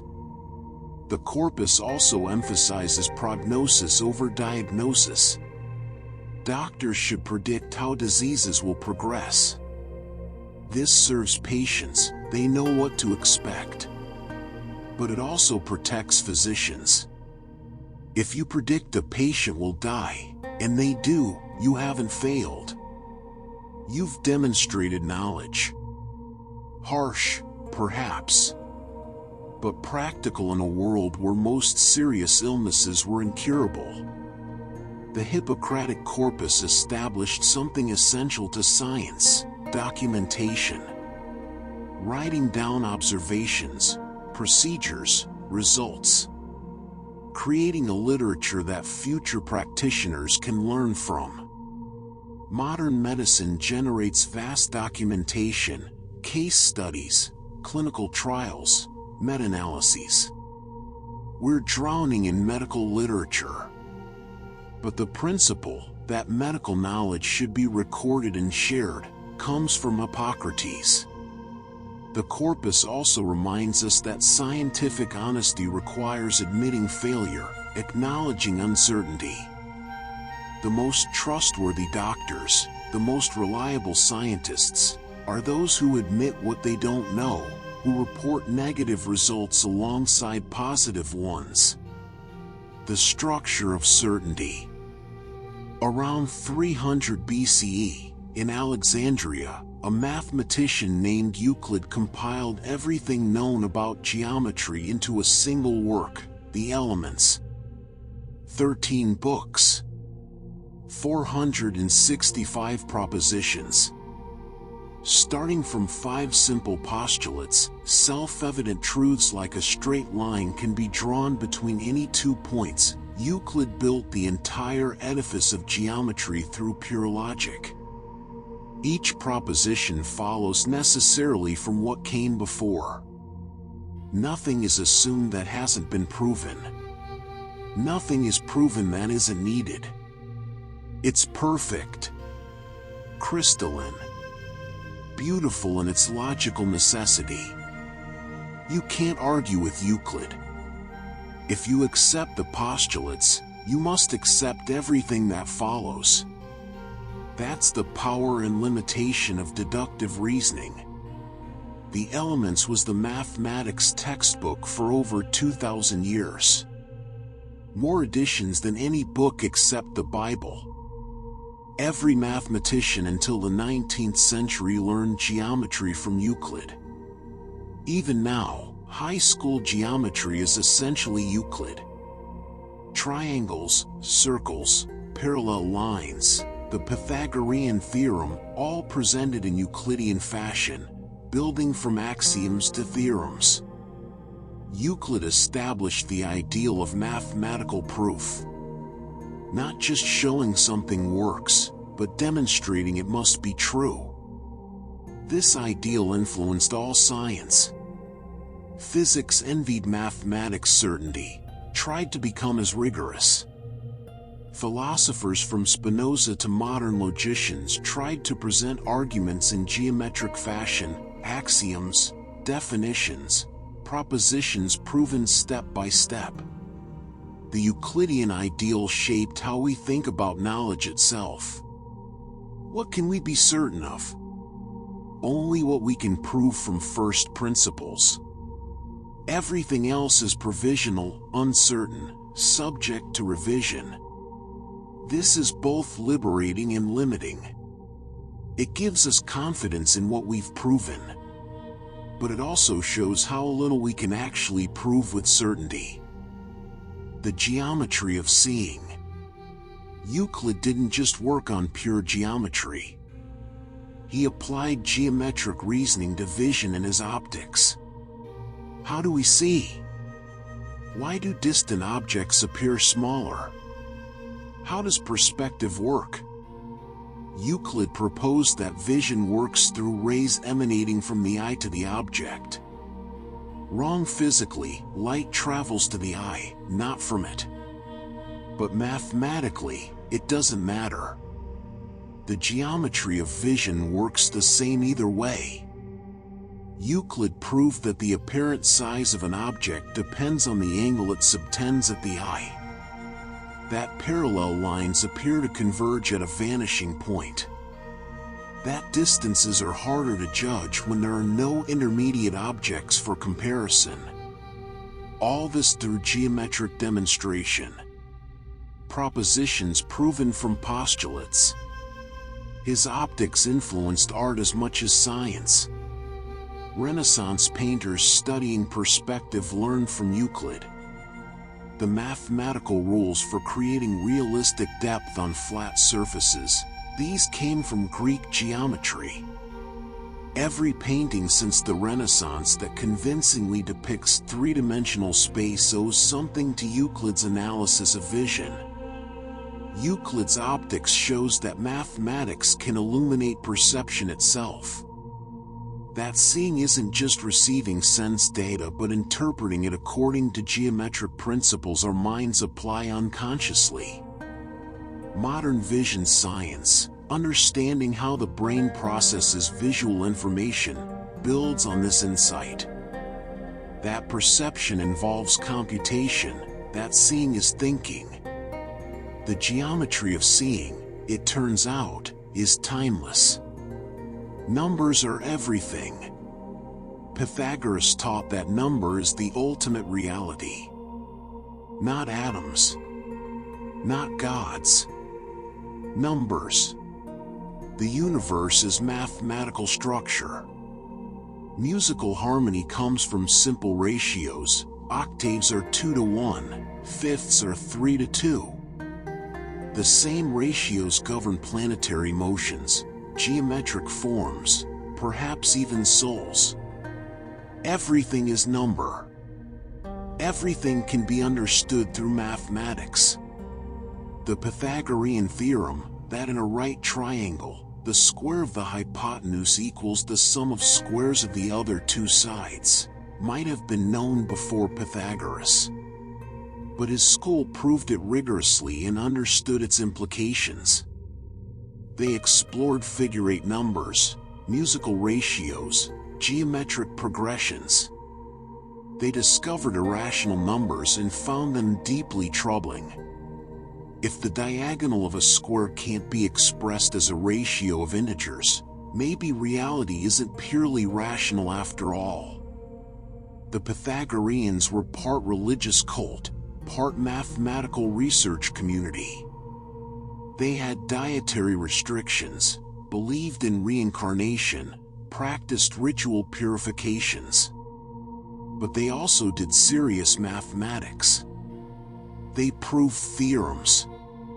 They discovered patterns. They showed that abstract reasoning could reveal truths about reality. Pythagorean mathematical mysticism sounds strange to us. But they were onto something. Modern physics has proven them right in a sense. The universe is mathematical. Quantum mechanics is pure mathematics. Relativity is geometry. The standard model is symmetry groups. Fundamental physics can't be done without advanced mathematics. When physicists seek a theory of everything, they're seeking mathematical structure, just as Pythagoras taught. The Pythagorean dream, that deep understanding of reality requires deep understanding of mathematics, has become the foundation of modern science. They were wrong about many specifics. But they were right about the big picture. The water lifter. Archimedes of Syracuse was perhaps the greatest mathematician and engineer of antiquity. Among his inventions was the screw pump, a helical screw inside a cylinder. Turn the screw, and water climbs upward against gravity. Simple. Elegant. Ingenious. Used for irrigation, for draining mines, for removing bilge water from ships. The Archimedes screw is still used today, 23 centuries later. Modern versions pump wastewater in treatment plants. They generate hydroelectric power. They move grain in agriculture. The basic design hasn't changed. A helical surface rotating in a cylinder. It works on the same principle Archimedes understood. Break the water into sections separated by the screw threads, and rotation lifts each section higher. Archimedes understood more than practical engineering. He understood theoretical mechanics. He calculated centers of gravity, principles of leverage, hydrostatics. "Give me a place to stand," he supposedly said, "and I will move the earth." He understood that with a long enough lever, any weight could be moved. Theory and practice combined in his work inseparably. The Archimedes screw represents something important about technology. The best designs are timeless. They solve problems so elegantly that they can't be improved fundamentally, only refined. The wheel, the lever, the arch, the screw pump. These are permanent additions to human capabilities. The Archimedes screw reminds us that elegant engineering means solving problems with the minimum complexity necessary. That sometimes ancient solutions remain best solutions. The shadow that measured everything. In the 3rd century BCE, Eratosthenes was librarian at Alexandria. He heard that at Syene, far to the south, the sun stood directly overhead at noon on the summer solstice. No shadows. The sun at zenith. But in Alexandria, the sun cast shadows even at noon on the solstice. This simple observation let Eratosthenes calculate the circumference of the earth. The reasoning is beautiful.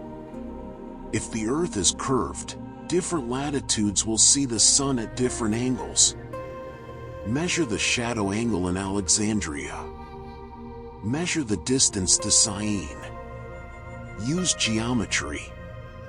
The shadow angle is about 1/50th of a circle. Therefore, the distance between the cities is about 1/50th of Earth's circumference. Multiply by 50. That's the answer. Eratosthenes calculated Earth's circumference at about 250,000 stadia. We're not certain exactly how long a stadion was, but his estimate was remarkably accurate, within a few percent of the true value. Using nothing but shadows, geometry, and distance measurements by camel caravan, he measured a planet. Eratosthenes' method is a perfect example of scientific reasoning. Start with an observation. Form a hypothesis that explains it. Derive testable predictions. Make measurements. Calculate. Ancient scientists couldn't build particle accelerators or space telescopes. But they could observe carefully, think clearly, calculate precisely. Those tools were enough to measure the Earth. Today, we have vastly more sophisticated instruments. But the fundamental approach, observation, hypothesis, prediction, measurement, remains unchanged. Eratosthenes proved that human reason, properly applied, can answer questions that seem impossibly grand. We can measure planets with shadows. We can understand the cosmos with mathematics.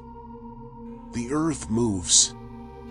18 centuries before Copernicus, a Greek astronomer named Aristarchus proposed that the Earth orbits the Sun, not the other way around. The Earth moves, rotating on its axis daily and orbiting the Sun yearly. This explains why the stars appear to circle the sky, why planets move strangely, why seasons change. Simple, elegant, and almost completely ignored for 2,000 years. Why didn't heliocentrism catch on? Partly because it contradicted common sense. The Earth feels stationary. The Sun appears to move. Partly because it contradicted philosophy. Aristotle taught that heavy things seek the center, and Earth was the heaviest. Partly because it lacked detailed calculations to prove it worked better than the geocentric model. and partly because it made humans less important. If Earth isn't the center, maybe we aren't special. Only one of Aristarchus' works survives, on the sizes and distances of the Sun and Moon. He calculated their relative distances using eclipse geometry.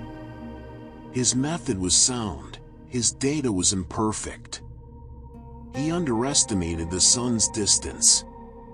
But he proved the Sun was much larger than Earth. A small thing orbiting a large thing makes more sense than the reverse. Aristarchus' story is a cautionary tale. Being right isn't enough. You need evidence, detailed calculations, a theoretical framework. You need to overcome not just technical objections but philosophical and cultural ones. Aristarchus had the right idea. But the world wasn't ready. When Copernicus revived heliocentrism, he built on centuries of astronomical observations Aristarchus lacked. Good ideas before their time often remain ignored. This is frustrating but perhaps necessary. Science advances when evidence accumulates sufficiently to overcome entrenched belief. Aristarchus was ahead of his time. But being ahead of your time means waiting for time to catch up. The celestial mechanism. Planets wander. That's what planet means, wanderer. They don't follow simple paths across the sky like stars. They speed up, slow down, sometimes reverse direction. How could this be explained? In the 4th century BCE, Eudoxus proposed an ingenious model, nested rotating spheres. Each planet was attached to a sphere rotating around Earth. But that sphere was attached to another sphere, rotating on a different axis at a different speed, which was attached to another sphere. Layer upon layer. 27 spheres in his original model, later expanded to 55. Each rotating at carefully calculated speeds. Together, they produced the observed planetary motions. Eudoxus' model was wrong. There are no physical spheres. But it was mathematically sophisticated. It demonstrated that complex motions could result from combining simple circular movements. It showed that mathematical models could save the appearances, predict observations without necessarily describing physical reality. This distinction between mathematical model and physical explanation would become crucial in science. Eudoxus established something essential, that mathematical models can be useful even when not literally true. Modern physics is full of such models. Quantum mechanics uses wave functions that don't represent physical waves. General relativity treats spacetime as curved even though we can't visualize that curvature. Models work when they make accurate predictions, regardless of whether they describe ultimate reality. Eudoxus understood this 24 centuries ago. His spheres weren't real, but they predicted planetary positions. That was enough. The question, is it true, sometimes matters less than does it work? This pragmatic approach to modeling remains central to science. The first botanist. Theophrastus was Aristotle's student and successor at the Lyceum. While Aristotle studied animals, Theophrastus studied plants. His works, Inquiry into Plants and on the Causes of Plants, founded botany as a systematic science. He described about 500 plant species, organized by growth patterns, uses, habitats. Theophrastus wasn't just cataloging. He asked questions. Why do some plants need more water than others? Why do some grow in shade, others in sun? How does grafting work? What determines when plants flower? He understood that plants had consistent patterns, that these patterns could be studied, that knowledge could be practical. Agriculture, medicine, forestry, all needed botanical knowledge. His classifications weren't perfect. He lacked the concepts of genus and species, of evolution and genetics. But he established observational botany. Look carefully. Record precisely. Compare and contrast. Ask why things are the way they are. His work remained a definitive botanical text for almost 2,000 years. Theophrastus reminds us that science begins with careful observation of the ordinary. Plants seem common, obvious, boring perhaps. But sustained attention reveals complexity. Every organism has requirements, patterns, relationships with other organisms. Understanding this requires patience, watching plants grow through seasons, noting variations, testing what works. Modern biology is vastly more sophisticated. But it builds on Theophrastic foundations. Observe carefully, classify systematically, ask why. Theophrastus looked at plants and saw questions. He taught that the natural world rewards attention, that even common things are worth studying deeply, that knowledge comes from sustained, careful observation more than from grand theory. And so the Greeks discovered nature's laws. They measured the earth with shadows. They proved geometric theorems that still hold true. They invented machines that still function. They proposed that Earth orbits the sun. They studied plants and animals systematically. They showed that observation and reason together could reveal truth. We've watched Greek science measure the earth and model the heavens. Now the story expands dramatically. Alexander the Great conquers everything from Greece to India. Greek culture spreads across 3 continents. And in the cosmopolitan cities of this new Hellenistic world, innovation explodes. The Hellenistic Explosion. Greece goes global. This is when the impossible becomes real. Libraries larger than you can imagine. Machines that seem like magic. Computers made of bronze. The Hellenistic age was the ancient world's renaissance, its enlightenment, its age of wonders. Let yourself be amazed one more time. The boy who conquered the world. Alexander became king of Macedon at 20, in 336 BCE. His father Philip had unified Greece by force. Alexander inherited that power and used it to do something unprecedented. In 13 years, he conquered the Persian Empire, the largest empire the world had ever seen. From Greece to Egypt to Afghanistan to India. Hundreds of battles. Tens of thousands of miles. Never defeated. But Alexander wasn't just a conqueror. He was trained by Aristotle, obsessed with Homer, dreamed of uniting Greek and Persian cultures. He married Persian princesses. He wore Persian dress. He founded cities wherever he went, 70 cities, many named Alexandria. These became centers of Greek culture far from Greece. Greek language, Greek architecture, Greek philosophy spreading across Asia. He died at 32 in Babylon, probably from typhoid fever, complicated by heavy drinking. The poisoning theory is now largely discredited by modern scholars. His empire immediately fragmented. His generals, the Diadochi, fought over the pieces. But Alexander's real legacy wasn't political unity. It was cultural fusion.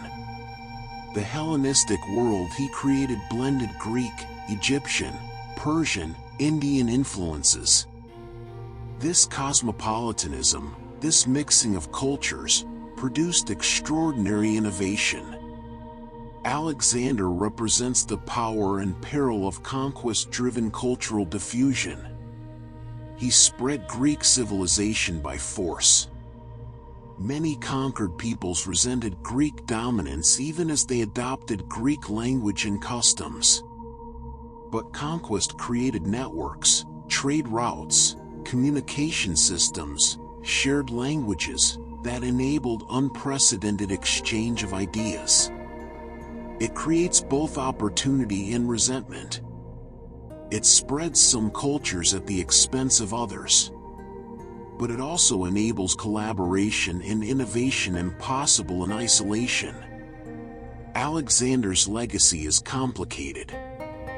We can acknowledge that while benefiting from the Hellenistic synthesis he made possible, the wars of the successors.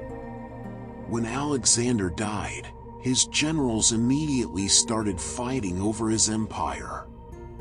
The Diadochi, the successors, were brilliant commanders who'd learned warfare from the greatest conqueror in history. Now they fought each other. Ptolemy took Egypt. Seleucus took Syria and Persia. Antigonus tried to hold the center. Lysimachus took Thrace. The wars lasted for decades. Eventually, three major kingdoms emerged. The Ptolemaic kingdom in Egypt, with its capital at Alexandria. The Seleucid Empire covering Syria, Mesopotamia, and Persia. The Antigonid kingdom in Macedon and Greece. These kingdoms were different from traditional Greek polis. They were monarchies, ruled by Macedonian dynasties, administering vast territories with diverse populations. But they were also Greek in culture. The ruling class spoke Greek, built Greek-style cities, patronized Greek art and literature. Greek became the lingua franca from the Mediterranean to India. A scholar in Alexandria could read a text from Syria or Afghanistan and understand it. This created a cosmopolitan intellectual culture unprecedented in scale. The Hellenistic kingdoms show how empires can preserve and spread culture even after political fragmentation. The Hellenistic kingdoms fought each other constantly, eventually all conquered by Rome. But Greek culture outlasted all of them. Today, we still read Greek philosophy, study Greek science, use Greek-derived words. Political power fades. Cultural influence endures. Faces of power. Hellenistic rulers needed to project power across vast, diverse territories. They couldn't be physically present everywhere. So they used art. Royal portraits, on coins, in sculptures, in paintings, carried their image throughout their kingdoms. But these weren't idealized classical faces. They were individual, recognizable, often unflattering. Ptolemy's portraits show a blunt, practical face. Weathered. Determined. Not handsome. Seleucus' eye appears commanding but aging. These weren't gods made flesh. They were men, powerful men, yes, but recognizably human. Hellenistic portraiture captured personality, character, even flaws. Wrinkles. Asymmetry. Individual features. This was revolutionary. By making portraits individual and recognizable, Hellenistic rulers made themselves present throughout their kingdoms. A merchant in India seeing a coin with Seleucus' portrait knew who ruled. The face became brand, symbol, constant reminder of power. This was visual propaganda, sophisticated and effective. Hellenistic portraiture established realism as a mode of power projection. The Hellenistic innovation was understanding that power needs personality, that abstract authority works less well than individual human presence, even if that presence is mediated through images. Every presidential portrait, every corporate headshot, every passport photo descends from Hellenistic royal portraiture. Faces communicate power. The greatest library. In Alexandria, Ptolemy I and his son Ptolemy II created something unprecedented, a library intended to collect all human knowledge. Not just Greek texts. Everything. Egyptian, Persian, Indian, Jewish texts. Medical treatises, mathematical works, poetry, history, astronomy, agriculture. Scholars estimate it held 400,000 scrolls, perhaps more. The largest collection of knowledge the ancient world had ever seen. The library was also a research institute, the museum, dedicated to the muses. Scholars lived there, paid by the state to study, write, teach. Euclid taught geometry there. Eratosthenes measured the earth there. The Septuagint, the Greek translation of the Hebrew Bible, was created there. This was institutional science, publicly funded research, centuries before universities. The library's destruction is one of history's great tragedies. Not a single event, it declined over centuries, suffered multiple fires, was abandoned, destroyed. By the time Arab armies conquered Alexandria, the library was mostly gone. Irreplaceable texts lost forever. How much knowledge vanished? We'll never know. The loss still hurts, 20 centuries later. The Library of Alexandria established the principle that knowledge should be collected, preserved, made accessible. But the library's destruction reminds us how fragile knowledge is. How easily it can be lost. The Library of Alexandria teaches that preserving knowledge requires constant effort, continuous investment, institutional commitment across generations. The rival collection. Pergamum, a wealthy kingdom in Asia Minor, wasn't content to let Alexandria monopolize knowledge. In the 3rd century BCE, its rulers built their own great library. Smaller than Alexandria's but still magnificent. 200,000 scrolls. Scholars recruited from across the Mediterranean. A conscious attempt to rival Egypt's intellectual dominance. The rivalry drove innovation. When Egypt, fearing competition, banned papyrus exports to Pergamum, Pergamene craftsmen perfected parchment, treated animal skins for writing. More expensive than papyrus but more durable. The word parchment comes from Pergamum. Competition for prestige led to technological advancement. The Library of Pergamum survived until the 1st century BCE, when Mark Antony supposedly gave its entire collection to Cleopatra as a gift, transferring it to Alexandria. Whether this story is true or legend, it symbolizes something important. Knowledge flowed between Hellenistic kingdoms. Texts were copied, shared, stolen. No single city could monopolize learning. The Pergamum Library shows that competition can drive knowledge preservation. But it can also fragment knowledge, create redundancy, privilege commercial interests over public good.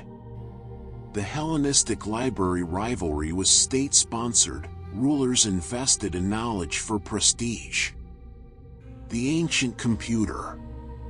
In 1901, sponge divers found a shipwreck off the Greek island of Antikythera.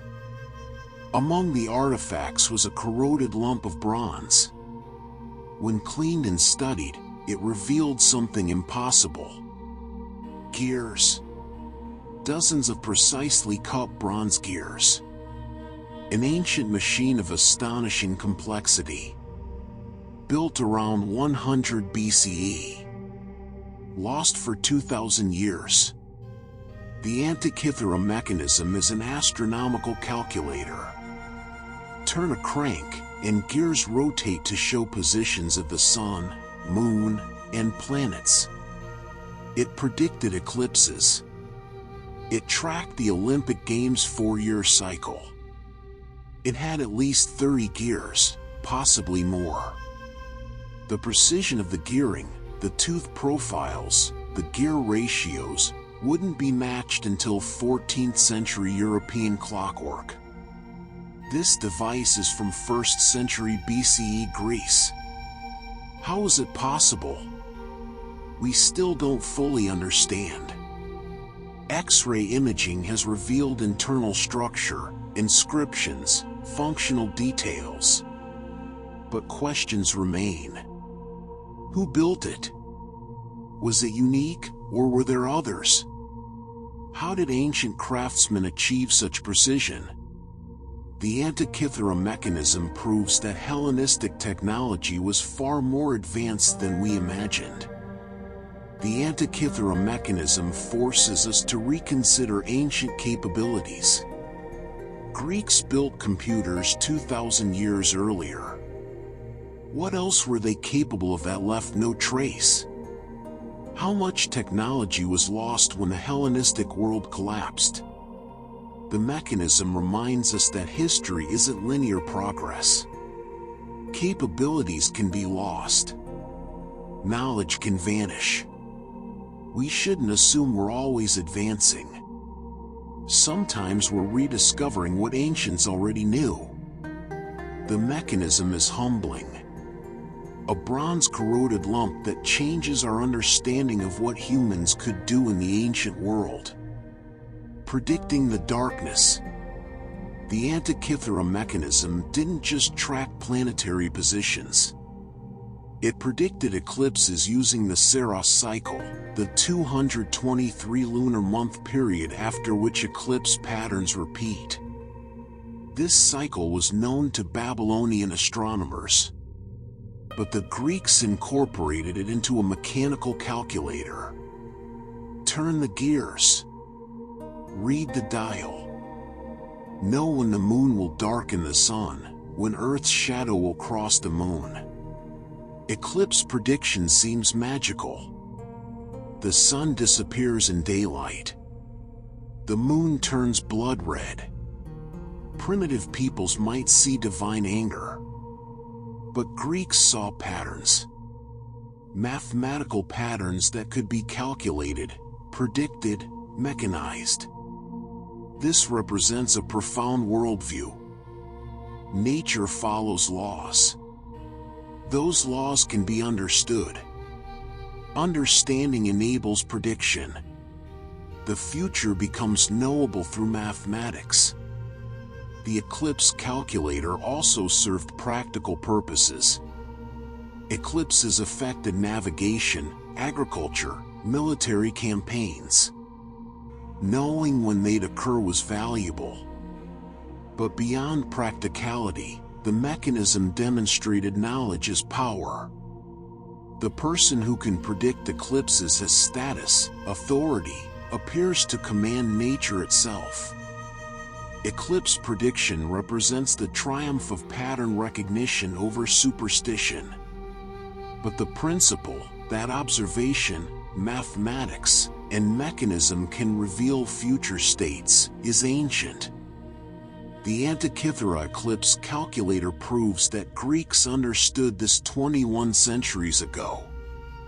They knew the future wasn't mystery or fate but calculation. This is the heart of scientific worldview. Nature is predictable because nature follows laws. The first steam engine. Hero of Alexandria, in the 1st century CE, built a device called an eolipile. A hollow sphere with 2 bent tubes protruding from opposite sides. Mount the sphere so it can rotate. Fill it with water. Heat it. The water boils. Steam shoots out the bent tubes.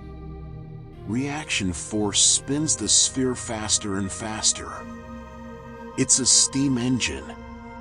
17 centuries before the Industrial Revolution. Hero treated it as a curiosity, a toy, a demonstration of pneumatic principles. He never suggested using it for work. Why not? Perhaps because labor was cheap, slavery made powered machinery economically unnecessary. Perhaps because existing water mills and animal power sufficed. Perhaps because the leap from toy to industrial engine requires accumulated innovations in metallurgy, precision manufacturing, thermodynamics. But Hero understood steam power. He wrote extensively on pneumatics, hydraulics, mechanics. He built automatic temple doors that opened when altar fires were lit. Coin-operated holy water dispensers. Programmable automata. His works describe dozens of clever devices, mechanical marvels that entertained and amazed. Hero's eolipile raises haunting questions. What if Greeks had developed steam power? What if they triggered an industrial revolution 2,000 years early? History might have been completely different. But technology doesn't develop inevitably. It requires not just invention but implementation. Economic conditions must make new technology profitable. Social structures must create demand. Cultural values must embrace change. Hero had the invention, but the economic, social, and cultural conditions for steam power didn't exist. This reminds us that invention alone doesn't change the world. Implementation does. Countless brilliant ideas never spread because conditions weren't right. Timing matters as much as genius. The mechanical theater. Hero didn't just build the eolipile.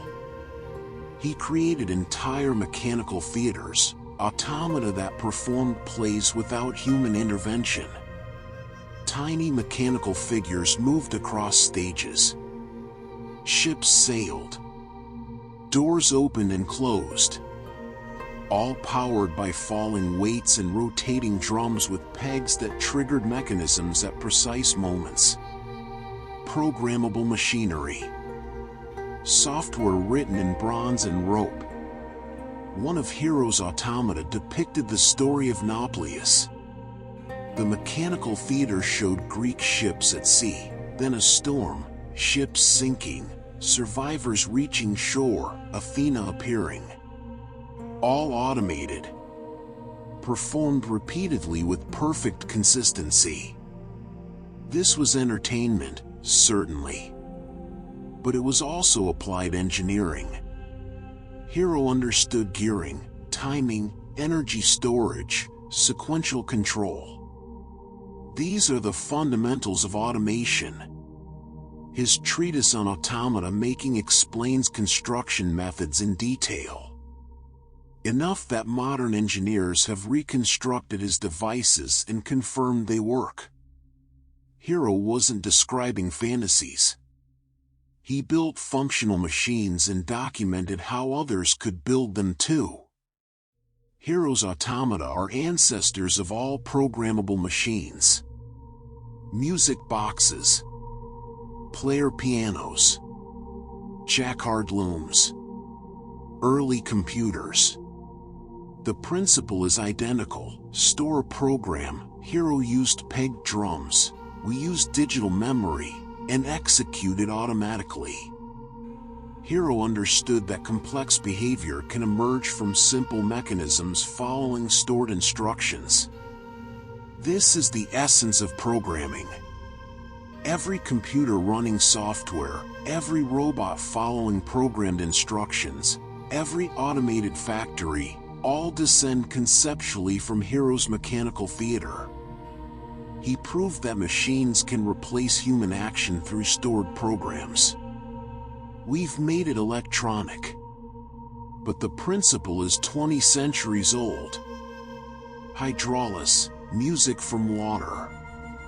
In the 3rd century BCE, Ctesibius of Alexandria invented the hydraulis, the water organ. Unlike later pipe organs powered by bellows, the hydraulis used water pressure to create steady airflow through pipes. Water poured into a chamber created air pressure.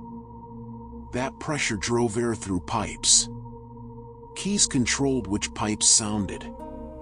The result was music, loud, sustained, unlike anything wind instruments could produce.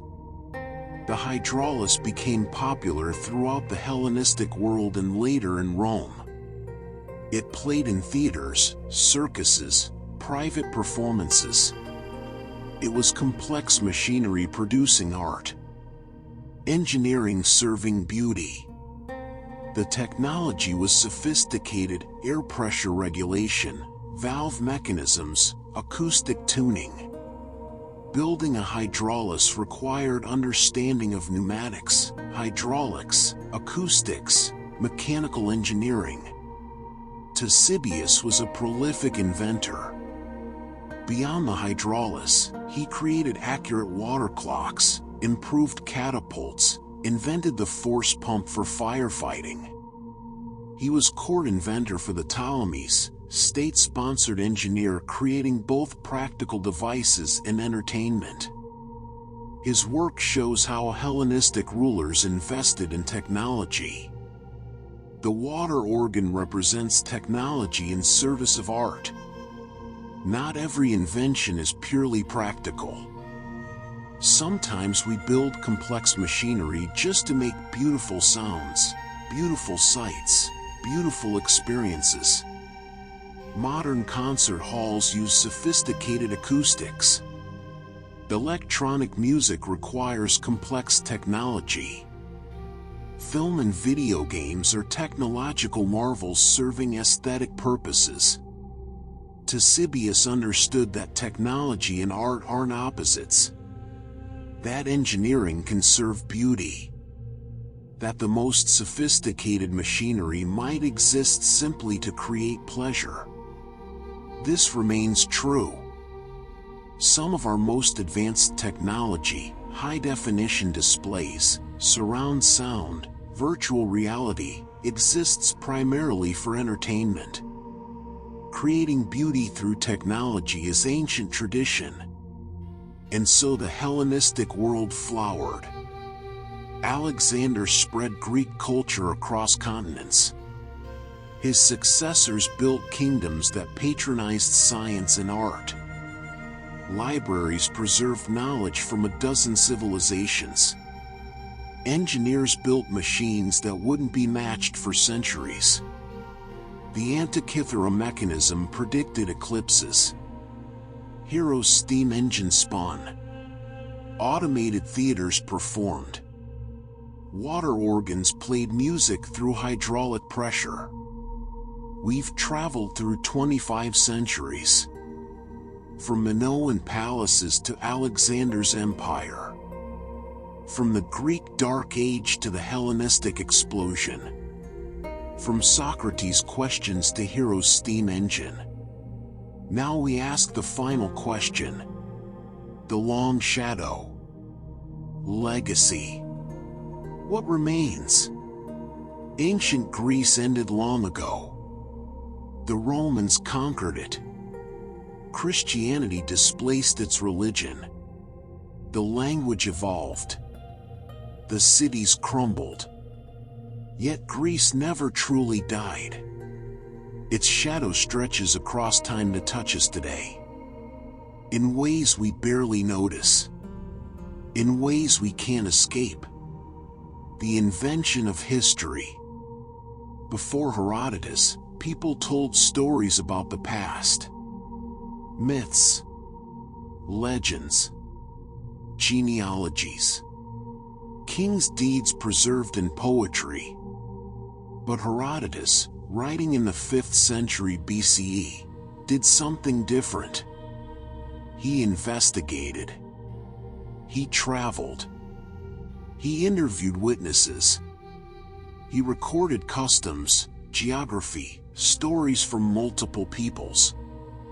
He tried to distinguish what probably happened from what might be legend. He called his work historia, inquiry. We get our word history from it. Herodotus wasn't always critical enough. He repeated stories he doubted. He included the fantastic alongside the factual. But he pioneered something essential, the idea that the past should be investigated, not just inherited. That we can reconstruct what happened through systematic inquiry. Thucydides went further. His history of the Peloponnesian War is analytical, skeptical, ruthlessly focused on cause and effect. He excluded the supernatural. He studied power, interest, human nature. He wrote to teach future generations about politics and war. His history was philosophy in narrative form. Every historian since is heir to Herodotus and Thucydides. The practice of investigating the past through sources, comparing accounts, analyzing cause and effect, this is Greek invention. We take it for granted. But it required someone to think. The past is knowable through inquiry. That we can understand why things happened. That human affairs follow patterns we can study. Modern historical method is vastly more sophisticated. But it rests on foundations these two Greeks laid 25 centuries ago. Government by the people. Democracy, rule by the demos, the people, was Athens' most radical innovation. Not just allowing citizens to vote, but making them the government.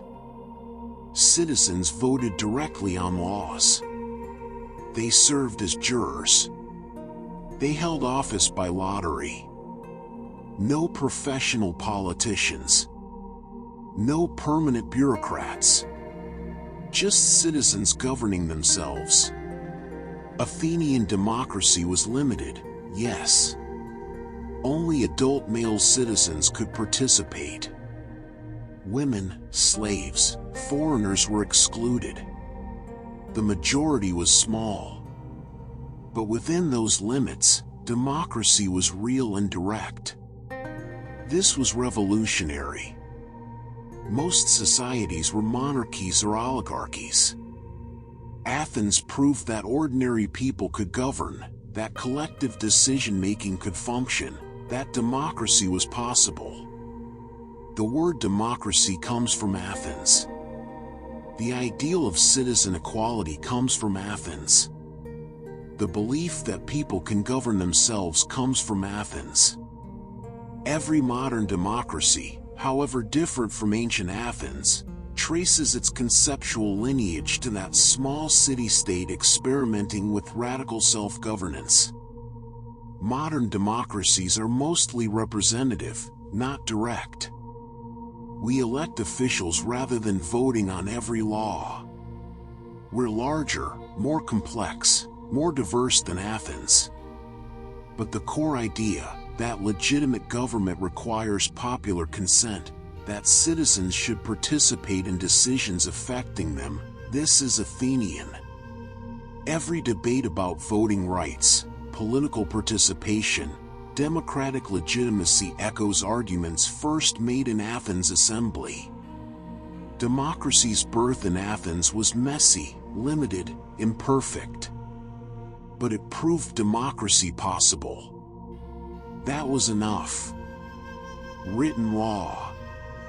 Before Draco, before Solon, law was unwritten. Traditional. Interpreted by those in power. The Greeks changed this. They wrote down laws, made them public, created the principle that law should be knowable, consistent, the same for everyone. This transformation, from oral tradition to written code, fundamentally changed justice. Written law creates accountability. Rulers can't simply make up rules.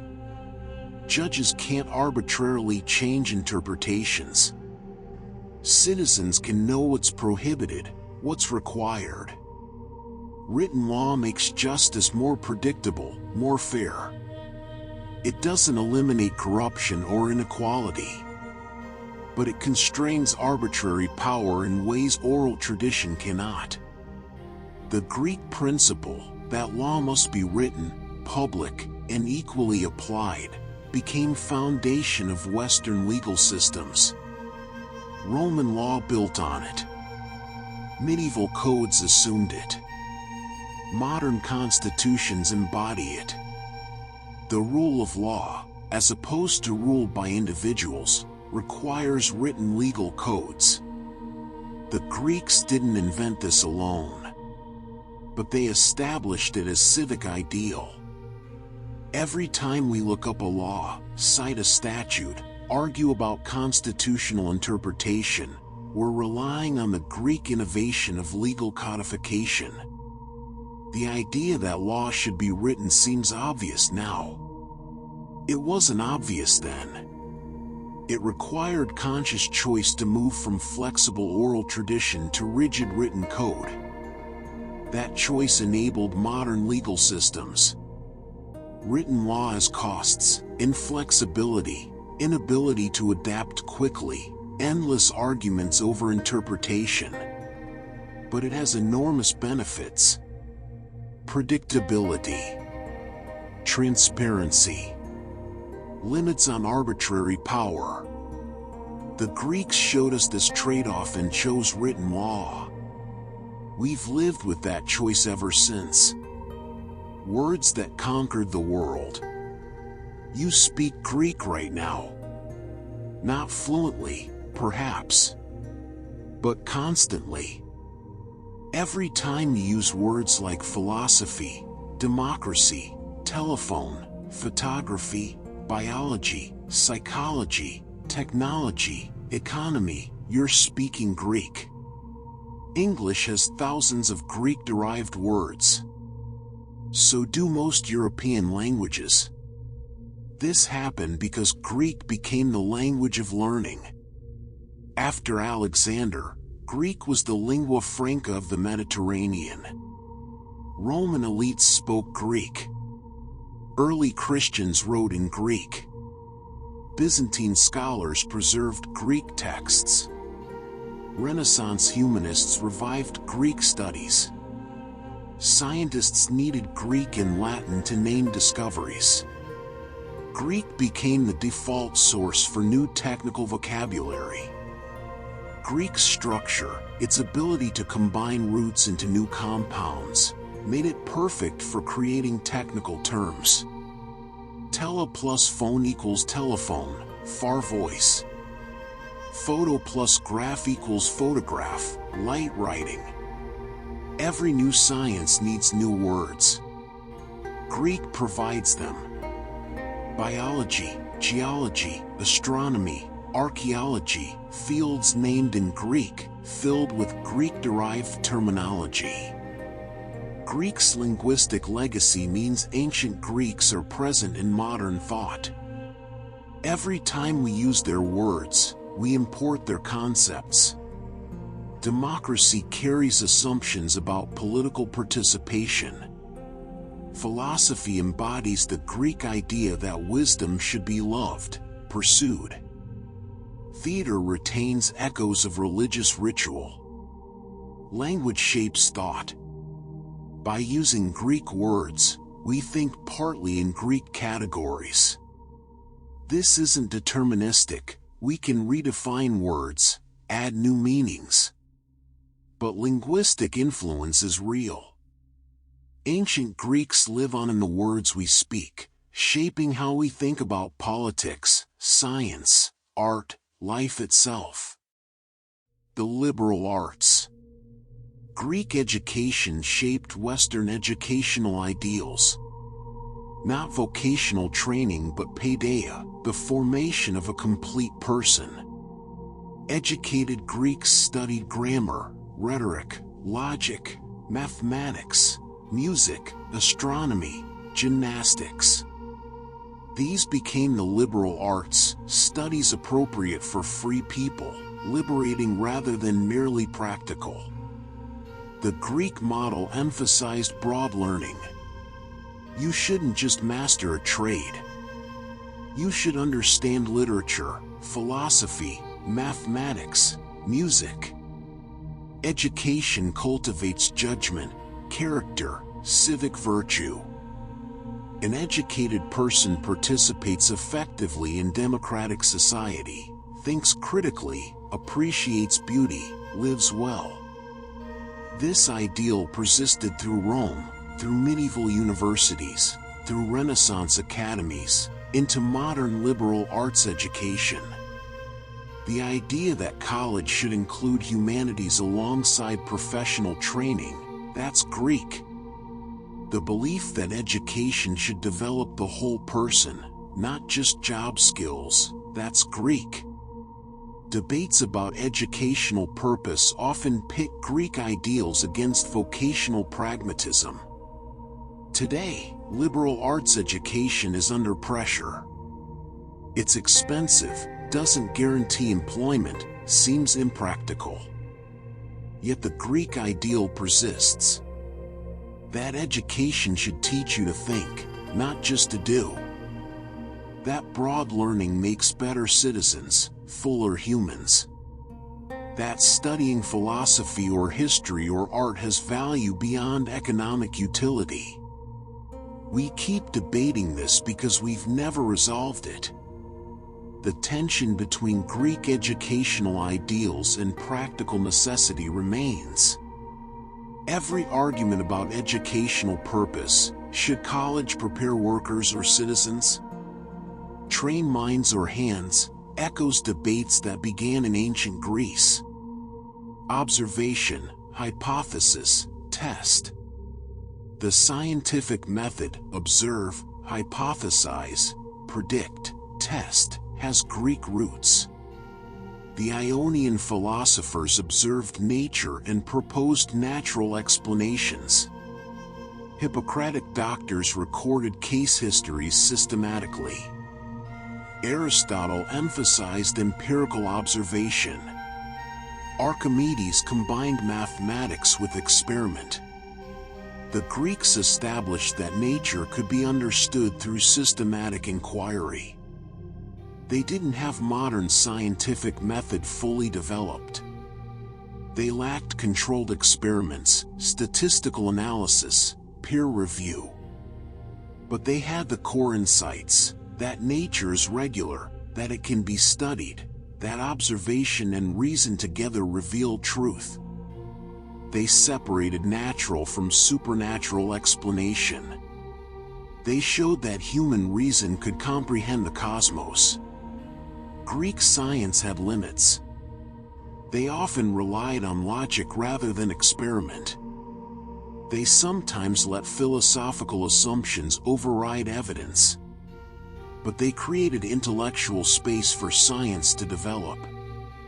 They showed it was possible, worthwhile, noble to study nature systematically. Every scientist standing in a lab, making observations, testing hypotheses, is continuing what Greeks began. Modern science has refined the method enormously. But the fundamental approach, that nature follows laws we can discover through observation and reason, is Greek. The scientific revolution built on Greek foundations. The Enlightenment appealed to Greek rationalism. Modern science remains, in important ways, Greek science perfected. We've added precision, mathematics, technology. But the vision that humans can understand nature comes from ancient Greece. Columns everywhere. Look at any government building, bank, courthouse, museum. Columns. Pediments. Classical proportions. Greek architecture became the visual language of authority, democracy, permanence. Every neoclassical building, and there are thousands worldwide, quotes Greek architecture. The U.S. Capitol, the British Museum, the Supreme Court, university buildings. The architectural vocabulary of Western power is Greek. This is an accident. When American founders designed Washington, D.C., they chose Greek and Roman architecture deliberately. They wanted to connect American democracy to Athenian democracy. They wanted buildings that conveyed permanence, gravitas, democratic ideals. Greek architecture was perfect. It said, "We are legitimate heirs to classical civilization." Greek architectural orders, Doric, Ionic, Corinthian, remain standard. Architecture students still learn them.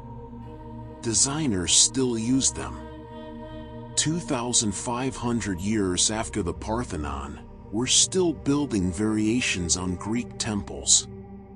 The style is so associated with authority that it's become almost invisible, just what important buildings look like. Greek architecture's dominance is partly aesthetic. The proportions are beautiful, but mostly symbolic. Classical architecture signals continuity with Western tradition. It claims legitimacy through historical connection. But this has problems. It excludes other traditions. It privileges European heritage. Modern architecture has tried breaking free from classical forms. Yet Greek-style columns keep reappearing. The architectural shadow of Athens is long. We build in dialogue with it, whether embracing or rejecting classical forms. But we can't ignore it. Greece conquers its conqueror. Rome conquered Greece militarily in the 2nd century BCE. But culturally, Greece conquered Rome. Romans adopted Greek art, literature, philosophy, religion, education. Wealthy Romans spoke Greek. Roman sculptors copied Greek statues. Roman poets adapted Greek meters. Roman philosophers taught Greek Stoicism. As the poet Horace wrote, "Captive Greece took captive her savage conqueror." This cultural conquest preserved Greek civilization. When Rome became dominant, it spread Greek culture across Europe. Roman roads carried Greek ideas. Roman cities had Greek theaters. Roman libraries held Greek texts. Without Rome, Greek civilization might have remained regional. Through Rome, it became foundational to Western culture. The Greek-Roman synthesis became Western civilization's core. Renaissance humanists studied both. Enlightenment thinkers drew on both. Modern education teaches both. We can't separate them cleanly. Western culture is Greco-Roman, hyphenated, both at once. Rome's adoption of Greek culture teaches that cultural influence doesn't require political power. Greece was conquered but remained culturally dominant. Today, we see similar patterns. American culture spreads globally despite declining American hegemony. British culture influences former colonies. Cultural power and political power aren't identical. Ideas, art, language, philosophy, these can outlast empires. Greece proved this first. Rome conquered but adopted Greek culture because Greek culture was, in Roman eyes, superior. Cultural prestige matters as much as military might. The empire that remembered. When Rome fell in the west, it continued in the east as Byzantium. The Byzantine Empire was Roman in political structure but Greek in culture. Its language was Greek. Its literature was Greek. It preserved classical texts that would have otherwise been lost. For 1,000 years, while Western Europe struggled through the Dark Ages, Byzantium kept Greek learning alive. Byzantine scholars copied manuscripts, Plato, Aristotle, Euclid, Homer. They wrote commentaries, made epitomes, created encyclopedias. When Constantinople fell to the Turks in 1453, Greek scholars fled west, bringing their libraries. The Renaissance was partly sparked by this influx of Greek texts and scholars. Europe rediscovered its classical heritage through Byzantine preservation. Byzantium also innovated. Greek fire, a naval incendiary weapon, helped defend Constantinople for centuries. The exact formula was a state secret so closely guarded it was lost when Byzantium fell. Byzantine architecture, domed churches like Hagia Sophia, influenced Islamic and later Western architecture. Byzantine art, with its gold mosaics and icon tradition, shaped religious art for centuries. Without Byzantium, Western civilization would be fundamentally different. Much classical learning would be lost. The Renaissance might not have happened. Byzantium was the bridge connecting ancient Greece to modern Europe. It preserved what Roman Christian Europe might have destroyed or forgotten. Every time we read Plato or study Euclid, we're benefiting from Byzantine scribes who copied manuscripts for 1,000 years. Preservation requires institutions, resources, commitment across generations. Byzantium provided all three. The empire fell. The texts survived. The shadow that remains. 25 centuries have passed since Athens' golden age. The Parthenon is ruins. The language has evolved. The gods are forgotten. Yet Greece endures. In democracy, philosophy, science, art, architecture, literature, education. In words we speak, ideas we think, questions we ask. Greek influence isn't universal.